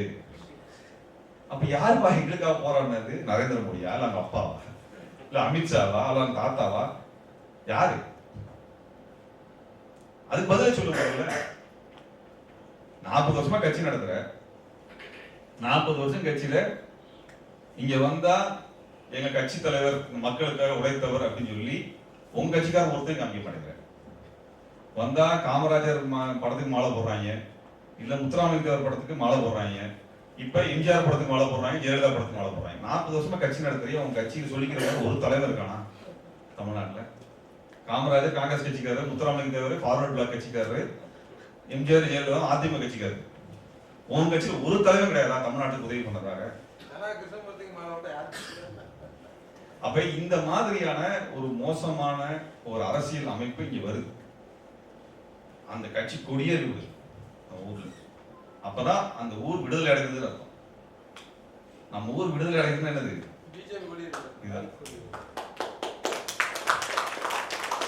இது தொடர். இது ஒரு பக்கம். இவனுக்கு தான் இங்க ஜாதி கலவரத்தை கூர்மைப்படுத்துற ஆட்கள், எல்லா பக்கத்தையும் கூர்மைப்படுத்துற ஆட்கள் இவங்க தான். இவனுக்கும் பொருளாதார தேவை. தமிழ்நாடு ஒன்னா இருக்கிறதை உடைத்து முடித்துட்டோம்னா அவனுக்கு கூட எடுத்துட்டு போயிடலாம். இன்னைக்கு கோயம்புத்தூர் சேட்டு கையில மார்வாடிகள் தான் இருக்குது, திருப்பூர் மொத்த இண்டஸ்ட்ரி மார்வாடிகள் இருக்குது, ஈரோடு மார்வாடி சேட்டுகள் இருக்கு. ஈரோடு இந்தியாவிலேயே அதிகமாக மஞ்சளை உற்பத்தி பண்ணக்கூடிய மாவட்டம். இந்தியாவோட மொத்த மஞ்சள் உற்பத்தியில 10% எங்க இருக்குது? ஈரோட்ல இருக்கு. ஆனா ஈரோட்டோட மஞ்சள் மார்க்கெட்டை யாரு கட்டுப்படுத்துறா? சேட்டு மார்வாடி கட்டுப்படுத்துறாரு. அவரு ஒரு மசாலா கம்பெனி வச்சிருக்காரு, அவர் தான் மொத்தமா கட்டுப்படுத்துறாரு, அவர் தான் கட்டுப்படுத்துறாரு. இதான் நிலைமை. இப்ப இந்த கட்டமைப்பை நம்ம மேற்கு மண்டலத்தில் ஓரளவுக்கு புரியுது. ஆனா பாதி பேர் ஜாதி பெருமையில போயிட்டான். சரிங்களா? ஏன்னா அவனுக்கு அடுத்த கட்டமா வியாபாரம் வரணுன்றதுக்காக போனவன் தான். ஆனால் இதே முறை நாளைக்கு தென் மாநிலங்கள் மாவட்டங்களில் வேறு விதமாக முன்னிறுத்தப்படுகிறது. வேறு நாளைக்கு என்ன சொல்லுவான்னா, தமிழ்நாட்டில இருந்து தென் மாவட்டத்தை பிரிச்சாதான் நம்மளால வளர முடியும். நடக்குமா இல்லைன்னு பாருங்க. ஏற்கனவே அந்த திட்டத்தை வச்சிருக்காங்க. தமிழ்நாட்டை 3ஆக பிரிக்கணும். இப்ப அண்ணாமலை பேசியிருக்காரு, தமிழ்நாட்டை மண்டலங்களாக நாங்கள் வளர்த்துவோம் சொல்லிட்டு. நீ யூபியை வளர்த்த வழியை பாடுறா, அதுவே வளர்த்த முடியல. சாக்கடை எடுத்து பூச்சிட்டு இருக்காங்க. சங்கம் இன்னொரு சங்கம் நடக்குதுன்னு சொல்லி சாக்கடை பூச்சிட்டு தோழர். அதனால நான் ரொம்ப நேரம் எடுத்துக்கொள்ள, தென் மண்டலத்தில் நமக்கு பொருளாதார வளர்ச்சிக்கான பொருளாதார திட்டங்கள் வேணும். இங்க இருக்கிற ஜாதி கலவரங்களின் பின்னாக, ஜாதி கொலைகளின் பின்னாக இயங்கக்கூடிய இந்த பொருளாதார திட்டத்தையும் நாம் புரிந்து கொள்ள வேண்டும். இயற்கை வளங்கள் மீதான ஆதிக்கத்திற்காக, ஒரு சில நபர்களின் லாபத்திற்காக அவர்கள் அந்த ஜாதியை முன்னிறுத்துகிறார்கள். இந்த ஜாதி கொலை யாருக்கு அந்த லாபமும் கிடையாது, யாரும் முன்னேற போறது கிடையாது. ஆனால் இதோட பின்புலத்தில் இயங்கக்கூடிய நோக்கங்கள் எல்லாம் இதுவாகத்தான் புரிந்து கொள்ள முடியும். அதே போலதான் நம்மளுக்கு பொருளாதார மூலதனத்தையும் அரசியல் அதிகாரத்தையும் பெற்றுக்கொள்வதற்கான வழிமுறைகளை உருவாக்கவில்லை என்றால் நம் மீது தெளிக்கப்படுகின்ற இழிவுகளிலிருந்து பட்டியல் வெளியேற்றம் என்கின்ற ஒன்றின் மூலமாக வெளிவர முடியாது. ஏதோ பிஜேபி காரங்க அவனோட ஆதரவு இருக்கிறவங்க சொல்லுவாங்க பட்டியல் வெளியேற்றம் தான் முக்கியம், திராவிடம் தான் வீழ்த்தி செய்யலாம். அப்படி இல்லை. பட்டியல் வெளியேற்றம் முன்னாடி உருவாக்கப்பட்டது. அப்படி பட்டியல் வெளியேற்றம் தான் செய்யணும் அப்படின்னு பிஜேபி காரன் சொல்றான்னா, நான் என்ன கேட்கிறேன்னா, ஒரு சாதியை பட்டியலில் வெளியேற்ற வேண்டும் என்றால் பாராளுமன்றத்திலே கீழவை மேலவை, மக்களவை மாநிலங்களவை 2 அவையிலும் தீர்மானத்தை போட்டு பெரும்பான்மை தீர்மானத்தில் வெற்றி பெற வைத்து அதற்கு பிறகு ஜனாதிபதி ஒப்புதல் பெற்றாலும் ஒரு சாதியை பட்டியலில் எடுக்க முடியும். அது ஒரு மாநிலம் முடிவு பண்ண முடியாது. ஒரு மாநிலம் முடிவு பண்ண முடியாது. மாநிலம் முடிவு பண்ண இங்க திமுக வந்து அதிமுக வந்து ரெண்டு கட்சியோ யாரோ ஒண்ணு வந்து சட்டசபையில் தீர்மானம் போட்டாலும் பட்டியலில் வெளியேற்ற முடியாது. அது பட்டியலில் வெளியேற்றுவதற்கென்று இருக்கக்கூடிய கட்டுப்பாடுகள் அங்க இருக்குது. அப்ப பிஜேபி இங்க எதுக்கு வந்து இது பண்றான்? நீதான் மெஜாரிட்டி வச்சிருக்கல, பண்ண வேண்டியதானே? வகுப்பு வாரியத்துக்கு போடுற, அதுக்கு போடுற, இதுக்கு போற, முஸ்லீம் மேல வைக்கிறதுக்கு எல்லாத்துக்கும் நீ அங்க வந்து சட்டத்தை நிறைவேற்ற யாருடைய ஒப்புதலும் இல்லாமல் நீ பண்ற இல்ல, இது ஏன் செய்யல? அவனுக்கு இது செய்ய வேண்டும் என்ற அர்த்தம் எல்லாம் கிடையாது, அவனுக்கு நோக்கம் எல்லாம் கிடையாது. இங்க இதை வைத்துக்கொண்டு கலவரத்தை உருவாக்குவது, இந்த மக்களை பிரிப்பது, இந்த மக்களுடைய கிடைக்கக்கூடிய வாய்ப்புகளை பறிப்பது. ஏனென்றால் பட்டியல் சமூகத்திற்கு 14,000 15,000 கோடி ரூபாய் ஸ்பெஷல் பிளான்ல கொடுக்குறாங்க. அது பட்டியல் சமூகத்தின் திட்டங்களுக்காக மட்டும் தான் பயன்படுத்தணும். அவர்களுக்கான தொழில், அவர்களுக்கான வளர்ச்சி, அவர்களுக்கான கல்வி, கல்வி உதவி அப்படின்னு ஸ்பெஷல் பிளான் இருக்குது. அதை தமிழ்நாடு மட்டும்தான் நடைமுறைப்படுத்தவில்லை. தெலுங்கானா செஞ்சிருக்கிறாங்க, ஆந்திரா செஞ்சிருக்காங்க, கர்நாடகா செஞ்சிருக்கிறாங்க, கேரளா செஞ்சிருக்காங்க. தமிழ்நாட்டில் செய்யல. தமிழ்நாட்டில் செய்யல. இந்த 14,000 15,000 கோடி என்ன ஆகுதுன்னு கேட்கறது யாரு இல்லை. இன்னைக்கு இருக்கக்கூடிய சட்ட ரீதியான பாதுகாப்பு, பொருளாதார ரீதியான முன்னுரிமை, கல்வி ரீதியான முன்னுரிமை, மூன்றை காலி பண்ணுவதான் பட்டியல் வெளியேற்றம். மேலோட்டமா பார்த்தா ஒண்ணும் தெரியாது. இதே ரிசர்வேஷன் தனியா கொடுக்கலாம். பட்டியல் சமூகத்துக்கு ஒதுக்கப்பட்ட அந்த பாதுகாப்பு விதிகள் இருக்கு இல்லையா? ஏன் பட்டியல் சமூகத்தை கொண்டு போனாங்க? நம்ம முன்னாடி சொன்னல, கல்வி மறுக்கப்படுதல், பொருளாதாரம் மறுக்கப்படுதல், அதிகாரத்தில் பங்கு மறுக்கப்படுதல், நீதியில் மறுக்கப்படுதல், நீதியில் மறுக்கப்படுதல், இதற்காக பட்டியல்கள் கொண்டு வர்றாங்க. அப்ப இந்த நாளையுமே இழந்துட்டு வெறும் ரிசர்வேஷன் வச்சு என்ன பண்றது? அப்புறம் இன்னொன்னு சொல்லி கேட்டுக்கோங்க, இந்தியா முழுவதும் மத்திய அரசு நிறுவனங்களாக இருந்தாலும் சரி, மாநில அரசு நிறுவனம் சரி, பெரும்பாலான வேலைகள் தனியார் மயமா மாறிடுச்சு. ரிசர்வேஷன் வச்சு என்ன பண்ண போறோம்? ரிசர்வேஷன் வச்சு என்ன பண்ண போறோம்? இதே திமுக ஆட்சியில அவங்க என்ன சொல்றாங்க, கடைநிலையில் இருக்கக்கூடிய 3 பதவிகளும் வந்து என்ன பண்ணிட்டாங்க, பிரைவேட் கான்ட்ராக்ட் கொடுப்போம்னு சொல்லிட்டாங்க. கடைநிலையில் இருக்கக்கூடிய ஊழியர்களாக வரக்கூடியவர் யார் வர்றாங்க? பட்டியல் சமூகத்துக்கு வருகிறவர்கள், மிக பிற்படுத்தப்பட்ட சமூகம், பிற்படுத்தப்பட்ட சமூகத்தினுடைய ஏழைகள், இப்படி 3 சமூகத்தினுடைய ஏழைகள் தான் அங்க வர்றாங்க. அது முழுக்க நீ கான்ட்ராக்ட் ஜாபா மாறிடுச்சு. அப்ப ரிசர்வேஷன் ஒர்க் ஆகுதா? அப்ப ரிசர்வேஷனுடைய அடிப்படை காலி பண்ணிட்டானுங்க. அரசு நிறுவனங்களுக்கான வேலை வாய்ப்புகள் மொத்தமா பாதி கிட்டத்தட்ட நிரப்பப்படுறதே கிடையாது, அல்லது தனியார் மயமா மாத்திட்டாங்க. இங்க நமக்கு கிடைக்கக்கூடிய எளிய வாய்ப்புகள் அப்படின்னா எல்லாருமே ஐஏஎஸ் அதிகாரி ஆயிடலாமா? எல்லாருமே பேராசிரியர் ஆயிட முடியுமா? அப்ப கல்வி நிலையங்களும் கிடையாது, அது பிரைவேட்டா மாத்திட்டான். அப்ப வேலை வாய்ப்புகள் இல்லாம வெறும் ரிசர்வேஷன் வச்சு என்ன செய்ய போறோம்? இதுதான் நாம கவனிக்க வேண்டியது. இதையெல்லாம் புள்ளிகளாக உங்கள் முன்னால் வைத்திருக்கின்றேன். இதை கவனத்தில் எடுத்துக்கொண்டு நாம் அடுத்து முன்னேறுவதற்கான வழிமுறை நீங்கள் யோசித்து அந்த அடிப்படையில் அது முதல் கட்டமாக இந்துத்துவ மத அமைப்புகளை வெளியேற்றுவது, சமூகத்தினுடைய வளர்ச்சிக்காக கட்டமைப்புகள், திட்டங்கள், பயிற்சிகளை உருவாக்குவது, இதையெல்லாம் செய்தால்தான் நம்ம அடுத்த கட்ட நகர்வுக்கு சாத்தியம் பண்ண முடியும் என்று சொல்லி இந்த உரையை நிறைவு செய்கின்றேன்.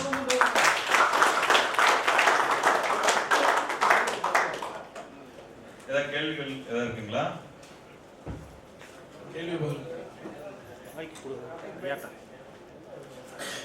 ஆனாலும் காவல்துறை வந்து நீங்க சொன்ன மாதிரி இருதரப்புல வழக்கு பெட்டிஷன், கவுண்டர் பெட்டிஷன் போட்டு பண்றாங்க. அப்போ காவல்துறை கட்டுப்பாட்டில் இருக்கா, ஆர்எஸ்எஸ் கட்டுப்பாட்டில் இருக்கா? தமிழ்நாட்டு முதலமைச்சருடைய கட்டுப்பாட்டில் இருக்கா, ஆர்எஸ்எஸ் கட்டுப்பாட்டில் இருக்கிற சந்தேகம் இருக்கு. நம்ம என்னதான் விழிப்புணர்வு கூட்டத்தை அங்கே நடத்தி கொண்டு வந்தாலும் அவங்களுடைய ஆர்எஸ்எஸ் காரனுடைய நகர்வுக்கு நம்ம ரொம்ப 0.1 கூட இல்லாத அளவுக்கு நம்ம பின்தங்கி இருக்கோம். ஏன்னா அவங்க மூட பழக்கத்தை எந்த அளவுக்கு மக்கள் மத்தியில் புகுத்தணுமோ அது அவங்களுடைய விளைவுகளும் அவங்களுடைய முதலீடு மக்கள் மத்தியில் முன்னாடி விட இப்போ ரொம்ப அதிகமாக புகுத்திக்கிட்டு இருக்காங்க. அதுக்கு சின்ன உதாரணம் வேணும்னா, நான் முன்னாடி ஏன் இஷ்டத்துக்கு கோயிலுக்கு போயிட்டு இருப்பேன். இப்போ எல்லாம் மஞ்சள் சேலை கட்டு, மஞ்சள் பச்சை வெட்டி கட்டு, காவி கொடுத்து கோயிலுக்கு போ வா, அப்போ வசூல் போட்டு நெடுக பாட்டு படி, குழந்தைகளை கூட நடத்தி கொடுக்குறோம், படிக்கிறவங்களை கூட கொடுக்குறோம், யாரையும் படிக்க விட மாட்டாங்க. இந்த மூட பழக்கத்தை திட்டமிட்டு உள்ள பூத்துறாங்க. நம்ம அப்போ இனியும் 100 ஆண்டுகளுக்கு இந்துத்துவத்தை ஒழிக்க முடியாதுங்கிற சூழல் உருவாகுது. அதற்கு அரசு அதிகாரிகள் முடந்தையா இருக்காங்க. அதற்கு என்ன செய்வதுங்கிறது மாற்று வழி சிந்திக்கிறதுக்கு எனக்கு வழி. முதல்ல நமக்கு இருக்கக்கூடிய வழிமுறை வந்து ஓட்டு கேட்க போற இந்த சின்ன போய்க்கலாம். எல்லா சமயத்திலும் கட்சிக்காரனா இருக்கிறது நம்ம ஒரு பிரச்சனை வருது போராட போறோம்னா கட்சிக்காரராகவே இருக்கிறாங்க. நான் வெளிப்படையாக பேசுறேன். ஒரு பிரச்சனைனா பிரச்சனைக்கான ஆளா வாங்க, கட்சிக்காரனா வந்து நிக்காது. தமிழன் வந்து கட்சி தமிழனா மாறினார். சாதி தமிழனா விட மத தமிழனை விட கட்சி தமிழன் இன்னும் மோசமான ஆளா இருக்காங்க. அப்ப நம்மளுக்கு வந்து என்ன ஆகுதுன்னா, நமக்கு இருக்கக்கூடிய கொஞ்ச நஞ்ச அரசியல் உணர்வு பெற்றவர்கள் கட்சிக்குள்ள தான் இருக்கிறாங்க. அவர்களே பல பொருளாக மாற்றப்படும் பொழுது நம்மளுக்கு வந்து பொதுவாக வேலை செய்வது என்பது சாத்தியம் இல்லாமல் போய்விடுது. அப்ப நம்ம வலிமை இல்லாமல் போய்விடுது. ஆனால் இடைநிலை சாதிகள் எல்லாமே வந்து அவர்களுக்கான கட்சிகளாக இந்த கட்சிகளை மாற்றி விட்டாரு. சரிங்களா? அது நம்ம இன்னும் போனோம்னா நிறைய விமர்சன பூர்வமா போகணும்னு நினைக்கிறேன். அது இந்த அரங்கு பொருத்தமானதா இருக்காதுன்னு நினைக்கிறேன். இல்லைங்களா? எனக்கு ஒன்றும் பிரச்சனை இல்லை. நாங்க எந்த கட்சியும் ஆதரிக்கிறது இல்லை. திமுக அதிமுக ரெண்டு கட்சிக்கும் நாங்கள் ஆதரவு இல்லை. அவங்கள பார்த்து போய்க்கிறாங்க, நாங்க வேற பக்கம் போய்கிட்டு இருக்கோம். ஆனால் நாங்க அதை பெருசா இது பண்ணிக்கிறது இல்லை. ஆனால் வந்து எங்களுடைய கவலை வடநாட்டினுடைய ஆதிக்கம், வடநாட்டினுடைய படையெடுப்பு. நம்முடைய வரலாறுல முதல் முறையாக வடநாட்டானுடைய ஆதிக்கத்தின் கீழ் இப்பதான் வரும். இதற்கு முன்பு நம்ம அப்படிதான் வரல. அரசன் வருவான் போவான், அதோட சரி. இப்பதான் முதல் முறையா டெல்லிக்காரனுடைய ஆட்சியின் கீழே வந்திருக்கிறோம். அது மிகப்பெரிய ஆபத்தை கொடுத்து கொண்டிருக்கிறாங்க. அது இருக்கிற வரைக்கும், டெல்லி இருக்கிற வரைக்கும் ஜாதியும் இருக்கும். தோழருங்க, நம்மகிட்டே ஒற்றுமை இல்லை தோழர். ஒரு கருத்தியல் நிகழ்வு, ஒரு கட்சிக்காரங்க கட்சி நிகழ்வுனா இன்னும் எவ்வளவு கூட்டம் இருக்கும், கருத்தியல் ரீதியான கூட்டத்துக்கு எவ்வளவு கூட்டம் இருக்குன்னு பாருங்க. நம்மகிட்டே நிறைய எக்ஸாம்பிள் இருக்கு. பெரியாரோட கொள்கை எனக்கு முழுக்க பிடிக்கும். நீங்க சொன்ன வார்த்தைகளை செல்ல மறுப்பார்கள். நீங்களும் சரி, சாலமோன் சாரும் சரி, நான் வந்து தேர்தல் வேலை சமயத்தை சேர்ந்தேன். ஆனால் நாங்கள் வந்து சாதி முன்னாடி போகல, தலைவர் முன்னாடி தான் இருக்கோம். பட்டியல் ஏற்று என்பது பிஜேபி கொண்டு வரல, அது சும்மா அவங்க பரப்புறாங்க. கிருஷ்ணசாமியோட தவறான வழிகாட்டுதல் அவர் ஓடப்பட தோற்கடிக்கப்பட்டாங்க. ஆனால் இளைஞர் பற்றிய விழிப்புணர்வு இருக்கு. ஆனால் 1924 திருச்சி கெஜெட்டு, மெட்ராஸ் கெஜெட்டில் தேவேந்திர துருக்குடும்ப பல்ல பிற்படுத்தப்பட்டோன்னு இருக்கு, கெஜெட் இருக்கு. அதை தான் கேட்காங்க மக்கள் வந்து. நீங்கள் அரசியலில் பார்த்தீங்கன்னா மாவட்ட சம்பளம் ஆரம்பிப்பது உட்படாத செக்யூரிட்டி காஸ்ட் அந்த அமைச்சர் தான் கொடுத்தாங்க, எந்த கட்சி வந்தாலும். நீங்கள் தமிழ்நாட்டில் பெரும்பாலான பட்டியல் மக்கள் பாருங்க, சில எல்லா சமுதாயம் சேர்த்தான் எண்ணிக்கை அளவு தான் அவன் மந்திரி இருக்காங்க, கணிசமாக இருக்காங்க. இல்லை அது மாதிரி பிரதிநிதித்துவத்தை நாங்கள் இழந்தோம். பொது இடங்களில் தொழில் செய்கிறவங்களில் தொழில் இழந்தோம். நீங்கள் சொல்கிற அந்த முரண்பாடு, அதனால அந்த கருத்து வந்து தவறானது. உங்களோட பெரும்பாலான இளைஞர்கள், படித்த இளைஞர்கள் வந்து நாங்கள் பட்டியலில் வெளியேற்ற விரும்புகிறோம். இல்ல, இது பொறுத்த வரைக்கும் சில விஷயங்கள் சொல்லணும். தமிழ் சாதி வந்து நிலப்பரப்பை பொறுத்தும் அங்க நடக்க. அதே மாதிரிதான் பிற்படுத்தப்பட்டதுக்கு ஒரு ஷெட்யூல், அதுவும் வந்து ஒரு தொகுக்கிறது. அதுக்கு ஏன் ஒருத்தர் பிற்படுத்தப்பட்ட சாதின்னு சொல்றாங்க?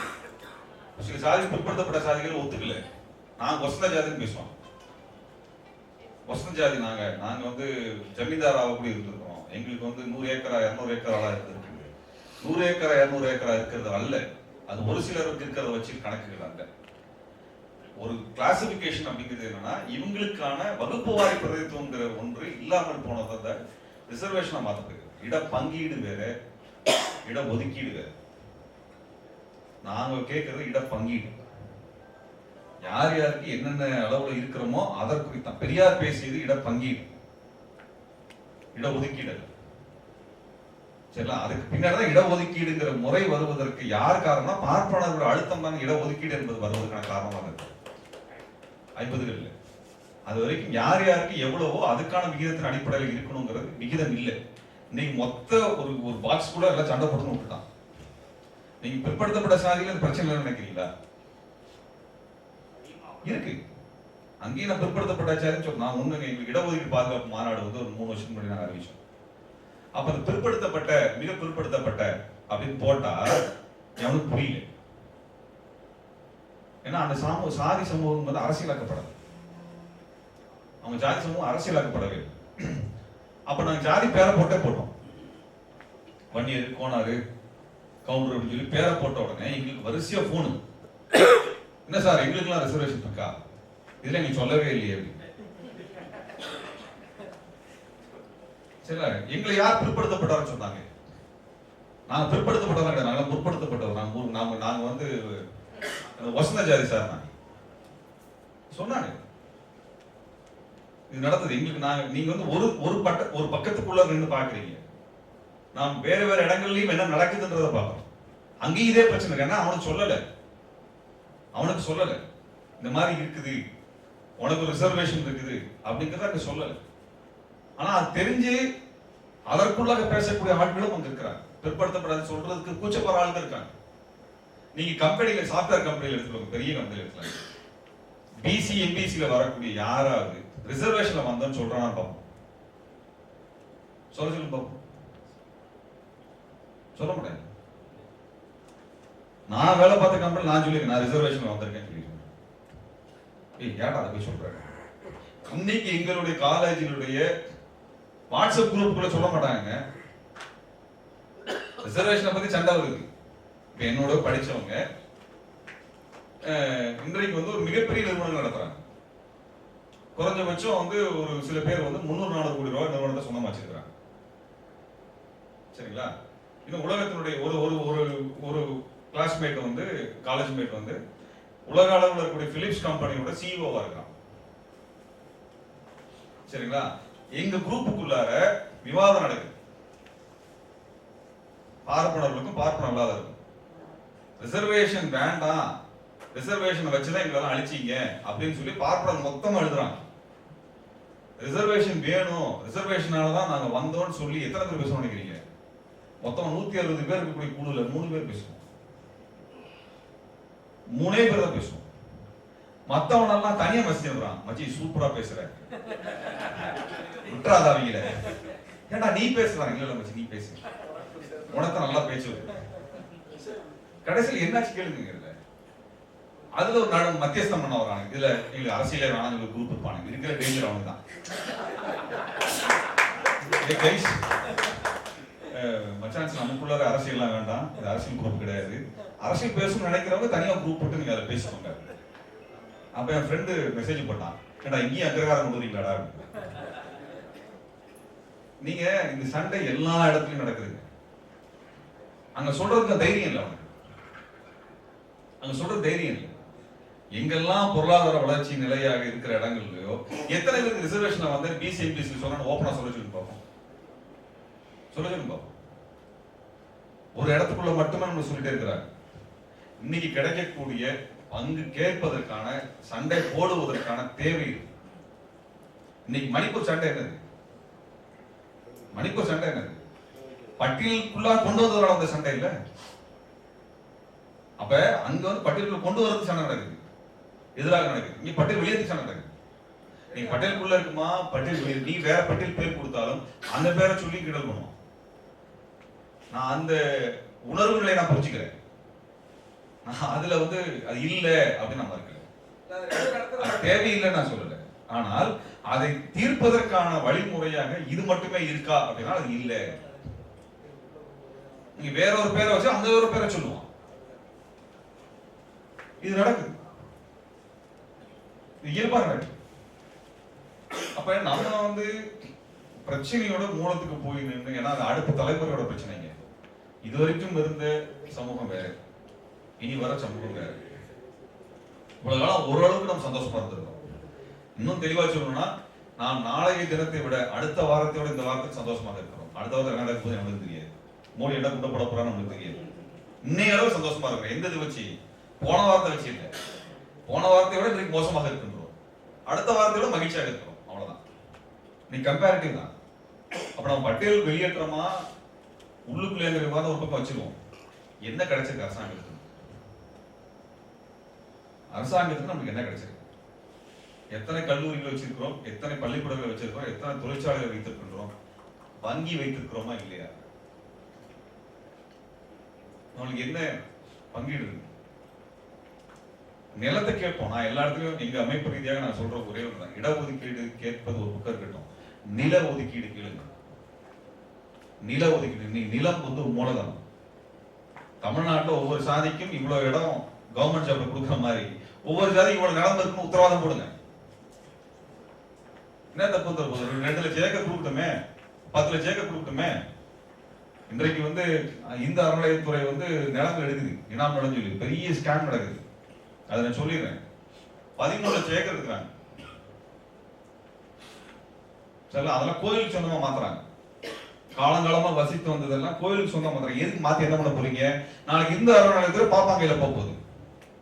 அவன் 10 ஏக்கர் 10 லட்சம் ஏக்கர் 15 ஏக்கர் என்ன பண்ண போறான்? கார்பரேட் கம்பெனி கொடுக்க போறான். இன்னைக்கு நில அபகரிப்பு நடந்து கொண்டிருக்குது வேறு வடிவத்துல. இதெல்லாம் யார் பேசுறது? யார் பேசுறது?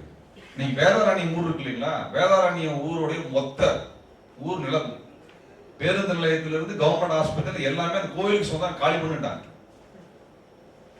ஏன்னா இந்து அறநிலையத்துறைக்கு சொந்தமானது கோயிலுக்கு சொந்தமான நிலம் என்று. கோயிலுக்கு சொந்தமாக கொடுக்கப்பட்ட இனாம் நிலங்களை ஒழிப்பதற்கான சட்டம் வந்து விட்டது. அது மற்ற மாநிலம் நடைமுறைப்படுத்தப்பட்டது, இங்க நடைமுறைப்படுத்தப்படாமல் இருக்கு. நீங்க ஒண்ணு இல்ல, சேகர்பாபு அமைச்சர் அவர்கள் அப்பப்ப அறிக்கை விடுறாருல்ல, இவ்வளவு கோயில் சொத்துக்கள் மீட்டு, இவ்வளவு கோயில் சொத்து, அதெல்லாம் யார்கிட்ட மீட்டீங்க? யார்கிட்ட மீட்டோம்? இப்ப நிலத்தை பற்றியான நம்மளுக்கு கவனம் இல்லை. இங்க மாஞ்சோலையில 100 ஆண்டுகளாக உழைத்து காட்டை திருத்தி உருவாக்கிய அந்த நிலம் நம்மளுக்கு கிடையாது. நாங்களே எங்களால முடிஞ்ச அளவுக்கு எங்களுக்கு தெரியாது. அங்கிருந்து இங்க வந்து நாங்க உள்ள போய் பார்த்துட்டு மாநாடு நடத்தணும், போராட்டத்தை நடத்தணும், பிரஸ் மீட் நடத்தணும், கருத்தரை நடத்தி பார்த்தோம். டேக் ஆஃப் ஆக மாட்டேங்குது. நம்ம வந்து மக்களுக்கான நீதி மட்டும் இல்லைங்க, உழைச்சவனுக்கு கிடைக்கல. அது ஒரு இடத்துல விட்டீங்கன்னா மொத்த இடத்துல நிறுத்துவானா இல்லையா? இந்த இடத்த விட்டா மொத்தமா நிறுத்துவானா இல்லையா? அப்ப நிலத்தை கொடுங்க, அந்த மக்களுக்கு ஒரு 5 ஏக்கர் 10 ஏக்கர் கொடுங்க. என்ன கெட்டு போயிரு போகுது? ஏதோ கம்பெனிக்காரங்க நடந்துறீங்க, பரந்தூருக்கு 10,000 ஏக்கர் தர்றேன்றீங்க. நாளைக்கு பரந்தூர் விமானங்கள் யாருக்கு போகுது? அதானிக்கு போகுது. உங்க கையில இருக்க போகுது, உங்க கையில இருக்க போகுது. அதானி கையில எடுக்க போறாங்க. காட்டுப்பள்ளி துறைமுகம் யார் கையில போச்சு? அதானி கைக்கு போயிருக்கு. ஒன்றிய அரசினுடைய திட்டங்கள், அதற்கான கட்டமைப்புகள் எதுவும் மாநில அரசு கையில் கிடையாது. மாநில அரசு கையில் நிலம் இருக்கிறது. அந்த நிலத்தை ஒன்றிய அரசுடைய திட்டங்களுக்கு கொண்டு போய் ஒன்றிய அரசு தனியார் குஜராத்தி மார்வாடிகளுக்கான திட்டங்கள் வழியாக எல்லாத்தையும் எடுத்து கொடுக்குது. அப்ப மாநில அரசு, திமுக அரசு, அதிமுக அரசு பெரிய திட்டம் கொண்டு வரேன்னு சொன்னா கண்டிப்பா எடுத்துக்க மாட்டோம், கேள்வி கேட்போம். காரணம் நம்ம இது எல்லாம் தனியார் சொத்துக்களாக மாற்றப்பட்டு கொண்டிருக்கின்றன. ஆனால் எங்கள் மக்களுக்கு நிலம் இல்லை. மக்களுக்கு நிலம் இல்லை. நிலத்தை மூலவரமா எடுத்துக்கோங்க. நீங்க பட்டியலுக்குள்ள இருந்தாங்க, வெளியே இருந்தாங்க, நிலம் வந்துச்சுன்னா எவனை பத்தி கவலைப்பட வேண்டியது. ஆனா நம்மளுக்கு என்னன்னா, நிலம் என்றால் விவசாய நிலமாக மட்டுமே பார்க்காதீர்கள். ஏன்னா விவசாயத்தினுடைய பங்களிப்பு, கொஞ்சம் நேரம் எடுத்துக்கிறேன், தப்பா எடுத்துக்காதீங்க. விவசாயத்துடைய தமிழ்நாட்டு பொருளாதாரத்தில் விவசாயத்துடைய பங்களிப்பு என்ன? எவ்வளவு பர்சன்டேஜ்? 22% தான். வெறும் 22% தான் விவசாயத்துல பங்களிப்பு. விவசாயத்துக்கான தமிழ்நாடு அரசினுடைய, இந்திய அரசினுடைய நிதி ஒதுக்கீடுகள் என்ன? இப்ப விவசாயத்தை நம்பி இருக்கக்கூடிய விவசாயம் உங்களுக்கு தேவை, மறுக்கல. ஆனா விவசாயத்தின் பொருளாதாரம் என்ன? ஒரு தொழில் செய்றீங்க, அந்த தொழில் பொருளாதாரம் வரணும்ல. நெல்லு போடுறீங்கன்னா நெல்லுல வரக்கூடிய விளைச்சல்ல எவ்வளவு விகிதத்தை பர்சன்டேஜ் சம்பாதிக்கிறீங்க? ஒரு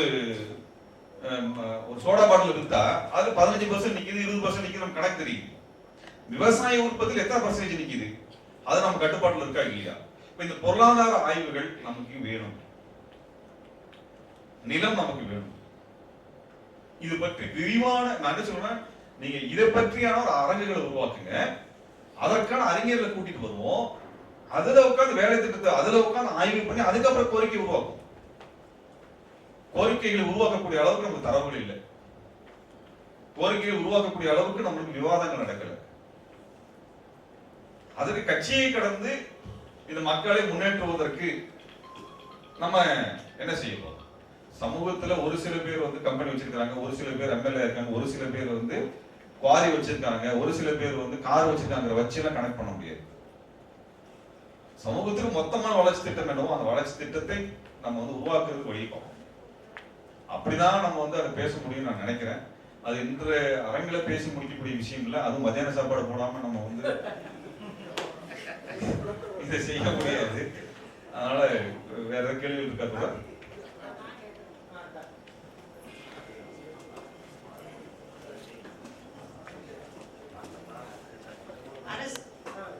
அரசியல் வாழ்க்கையை பத்தி நான் கொஞ்சம் பேசுறேன். பெண்களுக்கு வந்து 32% வந்து கவர்மெண்ட் கொடுத்துருக்குங்கிறது சட்டபூர்வமா இருக்கு. 1982 வந்து பெண்களுக்கு உரிமை இருக்குன்னு சொல்றாங்க. ஆனா வந்து அது உரிமை இருக்குங்கிறது சட்டத்துல தான் சொல்லியிருக்காங்களோ ஒழிஞ்சு நடைமுறைக்கு யாருக்குமே கிடைச்ச மாதிரி இல்லை பெண்களுக்கு. அதுக்கிட்ட பெண்கள் வந்து இப்போ வந்து பாதிக்கப்பட்டு நிக்கிறத பார்த்தா ஏகப்பட்ட பிரச்சனைகள் இருக்காங்க. பெண்கள் வந்து குழு லோன் வாங்குறாங்க. அந்த குழு லோனை வந்து ஒரு பேங்க் கொடுக்கல, தனியார் பேங்க், கவர்மெண்ட் பேங்க், அது இதுன்னு சொல்லி ஒரு பெண்களுக்கு வந்து ஒரு 10 பேர்கிட்ட லோன் கொடுக்குறாங்க. சுய உதவி குழுன்னு சொல்லி கவர்மெண்ட் கொடுத்துருக்கு, அந்த லோன் கொடுக்குறாங்க.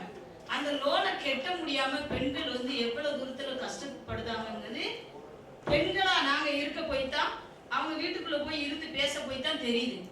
அந்த லோனை கட்ட முடியாம அந்த குழு தலைவிகள், அந்த மேனேஜர், அந்த குழு பேங்க வரவங்க எல்லாமே அடிமைப்படுத்திக்கிட்டு இருக்காங்க. எனக்கு இப்போ ஒரு 10 நாளா எனக்கு அந்த செய்தி காத்துல வந்துச்சு. துப்பாக்கி இருந்தா சுற்றுவோமான்னு வருது அந்த லோனை கொடுக்குறவங்க. அதை நீங்க வந்து கவர்மெண்ட் வந்து நிறுத்தப்படணும். அந்த குழு லோன் கொடுக்குற விஷயம் வந்து ஒரு சாதாரணப்பட்ட பெண்கள் வந்து கஷ்டப்பட்டு ஒரு 500 ரூபாய் 1000 ரூபாய்க்கு வேலை பார்க்குறாங்க ஒரு குடும்பத்துல. அந்த குடும்பத்துல கஷ்டப்பட்டவங்க ஒரு 500 1000 ரூபாய்க்கு வேலை பார்க்குறாங்க. அதுல வந்து ஒரு 10 லோனை வாங்கினாங்கன்னா எப்படி கட்டுவாங்க? அதே மாதிரி இப்ப இந்த கோயில்ல சொல்றீங்களா, ஒவ்வொரு இடத்துலயும் வந்து அதிகமான இடங்கள் இருக்கு அப்படிங்காங்க. அப்போ இந்த எம்எல்ஏவோ நம்ம உள்ள தொகுதியில் உள்ளவங்களுக்கு தெரியும் ஒவ்வொரு ஃபேமிலியும் ஒவ்வொரு குடும்பங்களும் எப்படி இருக்குன்னு சொல்லி. இதே கவர்மெண்ட் என்ன செய்யலாம், அந்த இல்லாதவங்களுக்கு ஒரு 4 சென்ட் 5 சென்ட் 3 சென்ட் இடத்த கொடுத்து ஒரு லோனை போட்டு வீடு வாசல் கட்டி கொடுத்து கூட ஒரு வளர்ச்சி பண்ணலாம். அது ஒரு விஷயம்.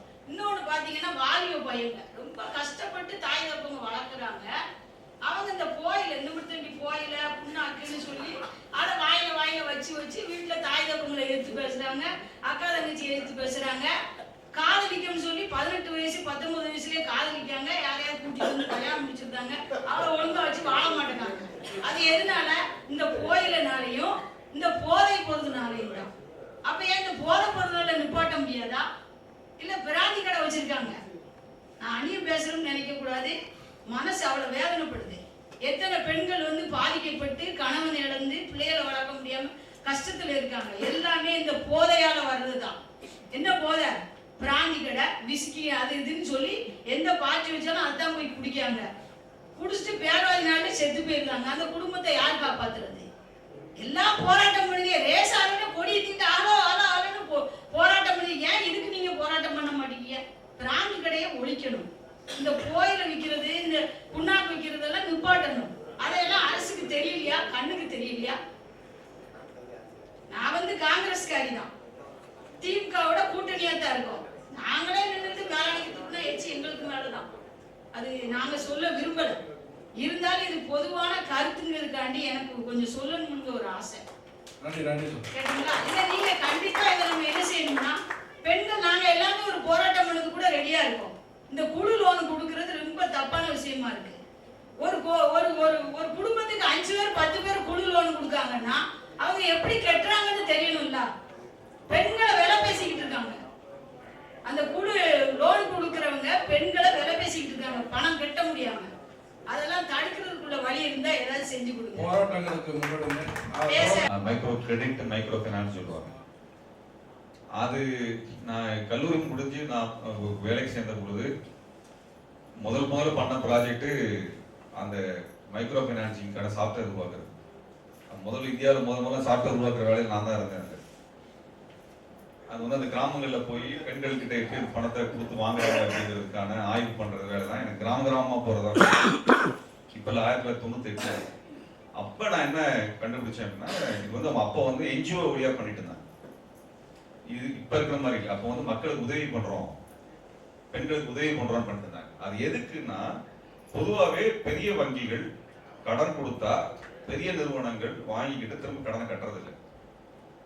ஆனால் சின்ன லோன் கொடுத்தா நடுத்தர வர்க்கமும் அடிமட்டத்தில் இருக்க பெண்கள் அல்ல அடிமட்டத்தில் இருக்க குடும்பங்கள் 99.9% அந்த வாங்கிய கடனை திரும்ப கட்டுறாங்க.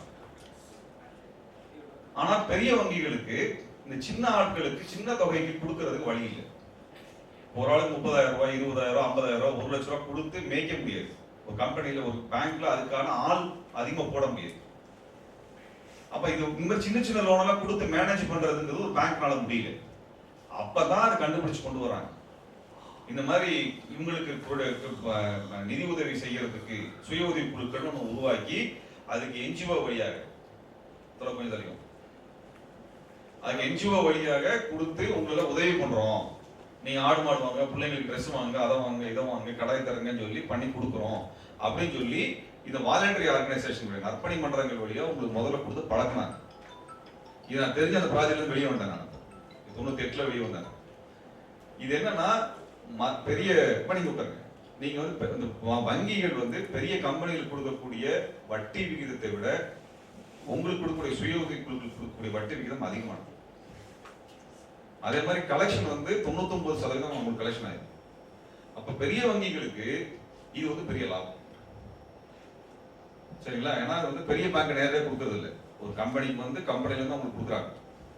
அப்ப இந்த வட்டி விகிதத்தை குறித்து நம்ம பேசியாகும். ஏன்னா ஒரு பெண்கள் வந்து வருமானம் ஈட்டக்கூடியவங்க கிடையாது. அவங்க கடனை வாங்கினா கடனை வச்சு நீங்க ஒரு தொழில் பண்ணி அதுல இருந்து லாபத்தை எடுத்து திரும்ப கட்டக்கூடிய வாய்ப்போ அதுக்கான ட்ரைனிங்கோ அதுக்கான வசதிகளோ பெண்களுக்கு கிடையாது. அப்ப அரசாங்கம் இந்த பேங்க் கம்பெனி பேங்குகளுக்கு வந்து நீங்க ஒரு தொழில் முனைவரா மாறணும் அப்படிங்கிற நோக்கம் கிடையாது. உங்ககிட்ட 10 ரூபாயை கொடுத்து 12 ரூபா வாங்கிடும்.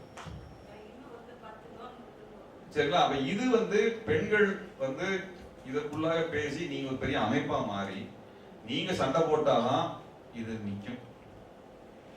ரெண்டாவது, ஆண்களை நம்பி எந்த வேலையும் பண்ணிடாது. இல்ல நான் சீரியஸாவே சொல்றேன், நான் விளையாட்டதான் சொல்றேன். ஆண்களை நம்பி எந்த வேலையும் பண்ணாது. அவங்க இன்னைக்கு இங்க நிப்பாங்க, நாளைக்கு பேங்க்காரன் கூட்டா ஓடிவாங்க. உண்மையை வெளிப்பட அவங்க வச்சுவே சொல்றாங்க. அவங்களை நம்பிலாம் நீங்க பண்ணவே முடியாது. பெண்கள் ஒரு போராட்டத்தை எடுத்தாங்கன்னா அவங்க கடைசி வரைக்கும் வெற்றி பெறுகின்ற வரைக்கும் நிற்பாங்க. அந்த போராட்டம் எடுக்கணும்னாடியா நாங்க ஒரு விழிப்புணர்வா இருக்கோம்னா எங்களை தட்டி அமைக்கிடுறாங்க, வெளியில ஆட்டே விட மாட்டாங்க. நான் சமைக்காம இருக்கேன். நீ என்ன 10 பேர் வருவாங்க அப்புறம் ஒரு லோன் வாங்கி அடக்க 10 பேர் வந்து எலெக்ஷன் நேரத்துல கூப்பிடுவாங்க, வாங்க வாங்க அப்படின்னு சாப்பாடு வாங்கி கொடுப்பாங்க, டீ வாங்கி கொடுப்பாங்க. பெண்களை காமிக்கிறதுக்காண்டி வச்சிருப்பாங்க. எங்களை உழைக்க விடணும் இல்ல உங்களுக்கு தனி கட்சி ஆரம்பிச்சாதான் ஒண்ணு.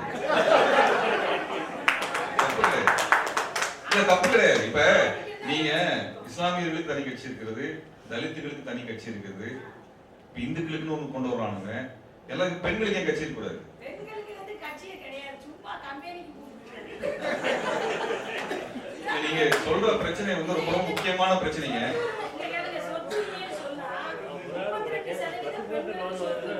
ஆனா பெண்கள் சொத்தை கட்ட அடிமையாகி சண்டையாகி கீழே கூட காப்பாற்ற முடியாம கொண்டுட்டாங்க அண்ணன் தம்பி.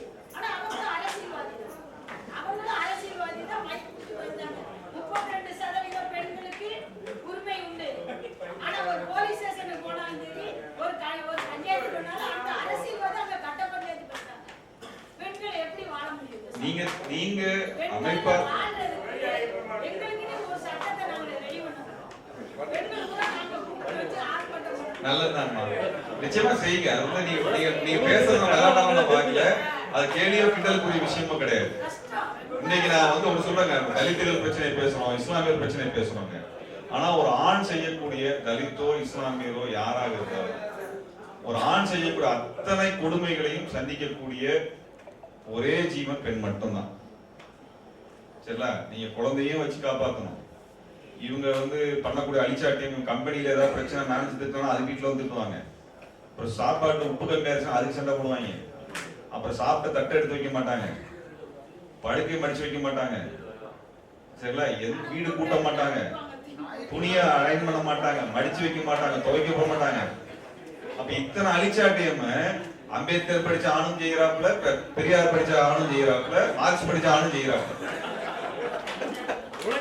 நான் சொல்லிடுறேன், எங்க அமைப்புல மேற்பதனால இயக்கத்துல எங்களுக்கு முதல்ல அமைப்பு தோழர்களுடைய வீட்டுக்காரமா முதல்ல கூப்பிட்டு கேட்டுருவோம். இதெல்லாம் இவர் வந்து வீட்டுல வேலையை பகிர்ந்துக்கிறாரா, தட்டை கொண்டாந்து வைகி சாப்பாடு போடுன்னு சொல்றாரா, இவரே தட்டை கழுவுறாரா, இவரே படுக்கையை மடிச்சு போட்டுக்கிறாரான்னு கேட்போம். அது இல்லைன்னா அங்கேயே அவருக்கு சரிங்களா? இது வந்து அடிப்படையாவே நம்ம அரசியல் கட்சிகள்ல இது செய்யணும். அரசியல் கட்சியில் இருக்கிறவங்க எல்லாருமே வந்து இதை கவனம் எடுத்து செய்யணுங்கிற ஒண்ணா கொண்டு வரும். நம்ம வந்து அவங்க பேச வச்சு விளையாட்டா எடுத்துட்டு போறதுல எனக்கு உடன்பாடு கிடையாது.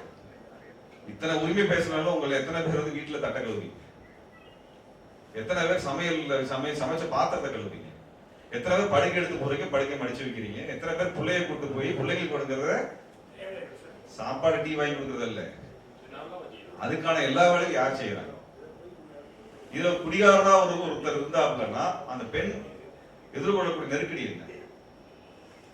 இன்றைக்கு சமூகத்துல மிக மிக நீ ஒண்ணும் இல்லைங்க, பெண்களோட முகத்தை பாருங்க தெரியும். அவங்க சுமக்கக்கூடிய துயரத்தை அவங்களால சொல்ல முடியாது. அவங்க பெத்த வீட்டுக்கு போகணும்னா பர்மிஷன் வாங்கணும், கோயிலுக்கு போறத தவிர இது எல்லாத்துக்கும் பர்மிஷன் வாங்கணும், எல்லாத்துக்கும் பர்மிஷன். நீங்க எல்லாருமே யோசிக்கணும், எல்லாத்துக்கும் பர்மிஷன். டாக்டர் போறதுக்கு பர்மிஷன் வாங்கணும், ஃப்ரெண்டை பார்க்கறதுக்கு பர்மிஷன் வாங்கணும், சொந்தக்காரன் கல்யாணத்துக்கு போறதுக்கு பர்மிஷன் வாங்கணும், தெரிஞ்ச ஃப்ரெண்டை பார்க்கறதுக்கு பர்மிஷன் வாங்கணும். எல்லாம் ஆனும் கல்யாணம் ஆனதுக்கு அப்புறமும் பெண்கள் அவங்களுடைய கிளாஸ்மேட்டோட நண்பர்களோட ஃப்ரெண்டா இருக்கிறோம், பார்க்குறோம், ஹேங் அவுட் பண்றோம், சாப்பிட்றோம், வெளியில போறோம், டூர் போய் குளிக்க போறோம், வர்றோம். இதே மாதிரி பெண்கள் போயிருக்காங்களா? விட்டுருக்கீங்களா? அவங்க எப்படி தங்களுடைய உணர்வை வெளிப்படுத்தும்? இது எதையுமே யோசிக்காத ஒன்றாக தான் இருக்குது. நான் எங்க அமைப்புல பேசுறோமா இதெல்லாம்?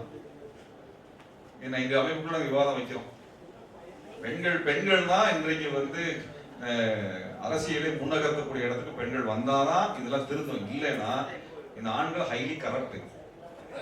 இவங்க வச்சு ஒண்ணு பிரியாணியும் போட்டு கொடுத்தா கூட்டம் கூட்டிட முடியுங்கிறத கட்சி ஏன் வந்துச்சு? ஒரு பெண் அப்படி தட்ட முடியாது.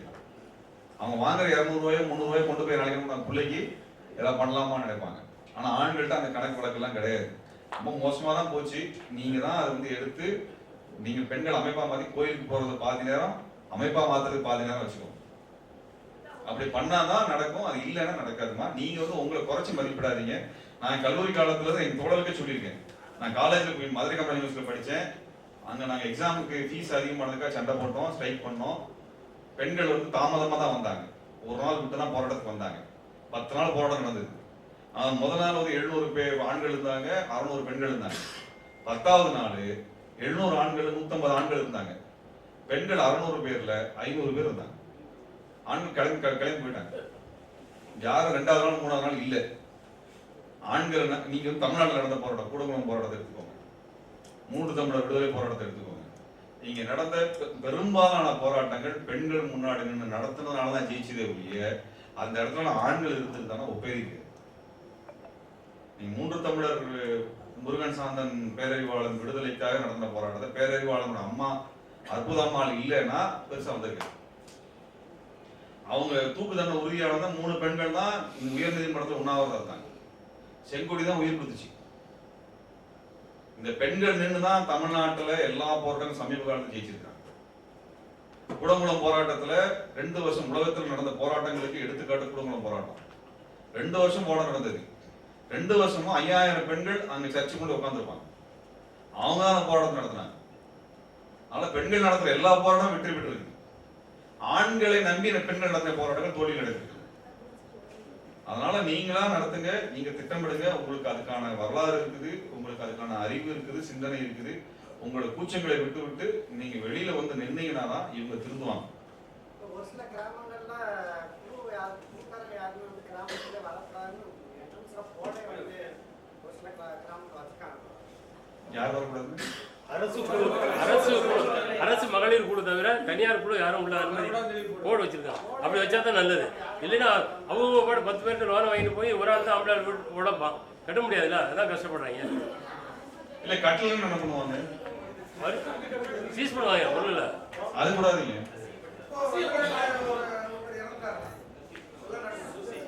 சரி, அது விரிவா போயிட்டு யாருக்காவது வேற ஏதாவது சந்தேகங்கள் இருக்கு? மதுக்கடைகள் நடக்குது. மது கம்பெனிகள் இருக்கிற வரைக்கும் மது நடந்துதான் இருக்கும். அந்த கம்பெனியில் யார் நடத்தலாம்னு உங்களுக்கே தெரியும்.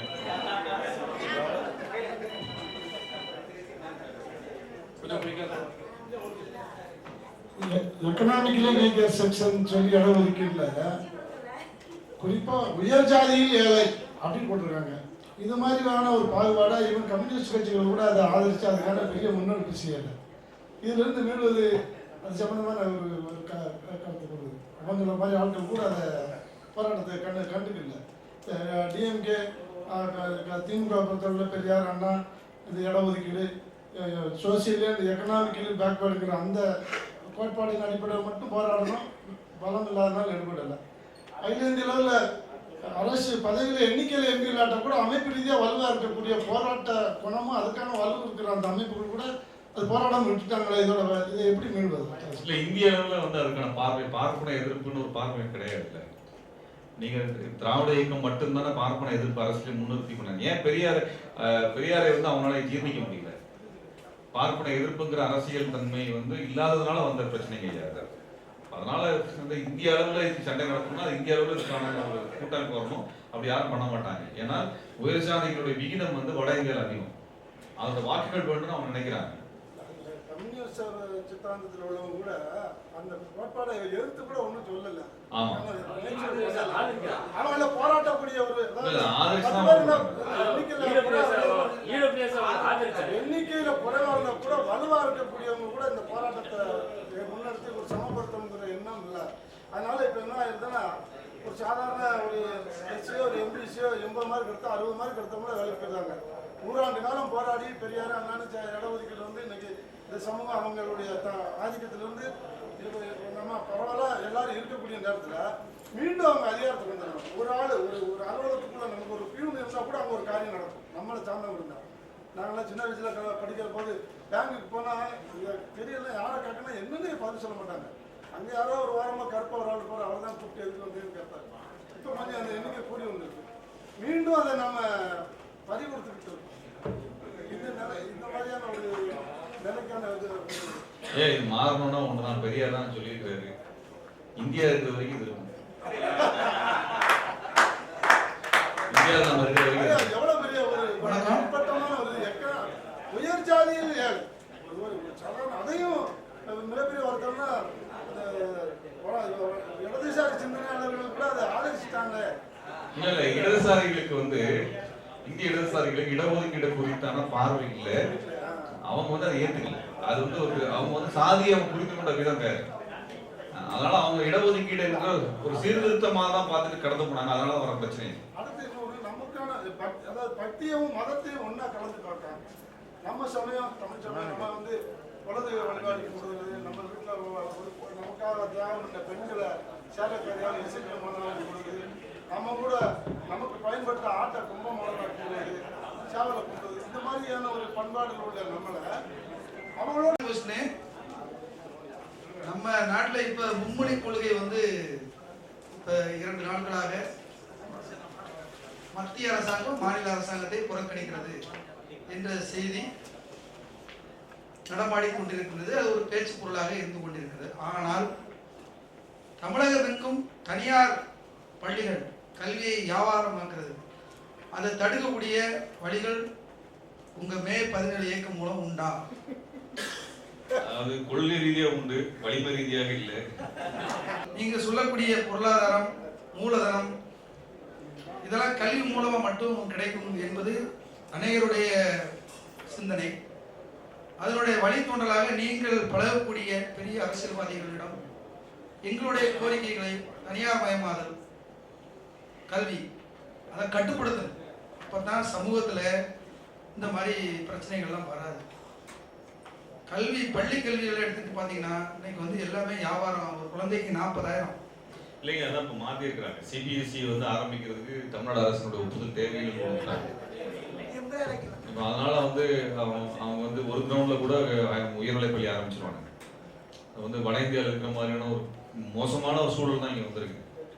அது நம்ம எதிர்த்து போராடக்கூடிய வலிமை வந்து அதற்கான கோட்பாட்டு ரீதியான போராட்டம் தான் நடத்த முடியும். எங்க அமைப்பு வலிமை ஆகணும்னா நீங்க எல்லாம் வந்தால் தான் வலிமை ஆகும்.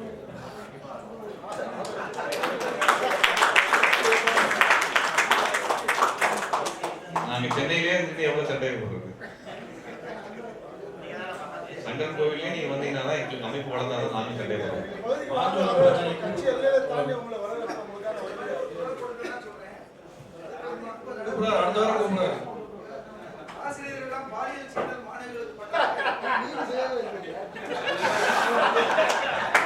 இந்திய தேசத்துல 3.5% தான் இருக்கிறாங்க. ஜனத்தொகை அடிப்படையில் பார்த்தா அவங்களுக்கு எப்படி 10% இடஒதுக்கீடு கொடுக்குறாங்க? உயர்சாதி பார்ப்பனர்களுக்கு 10% இடஒதுக்கீடு கொடுத்துருக்காங்களா?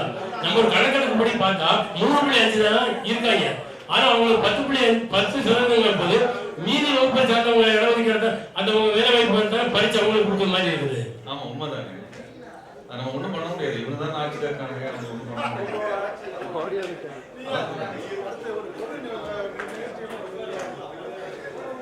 சரி ரைட் நன்றி. யார் தங்க மரணா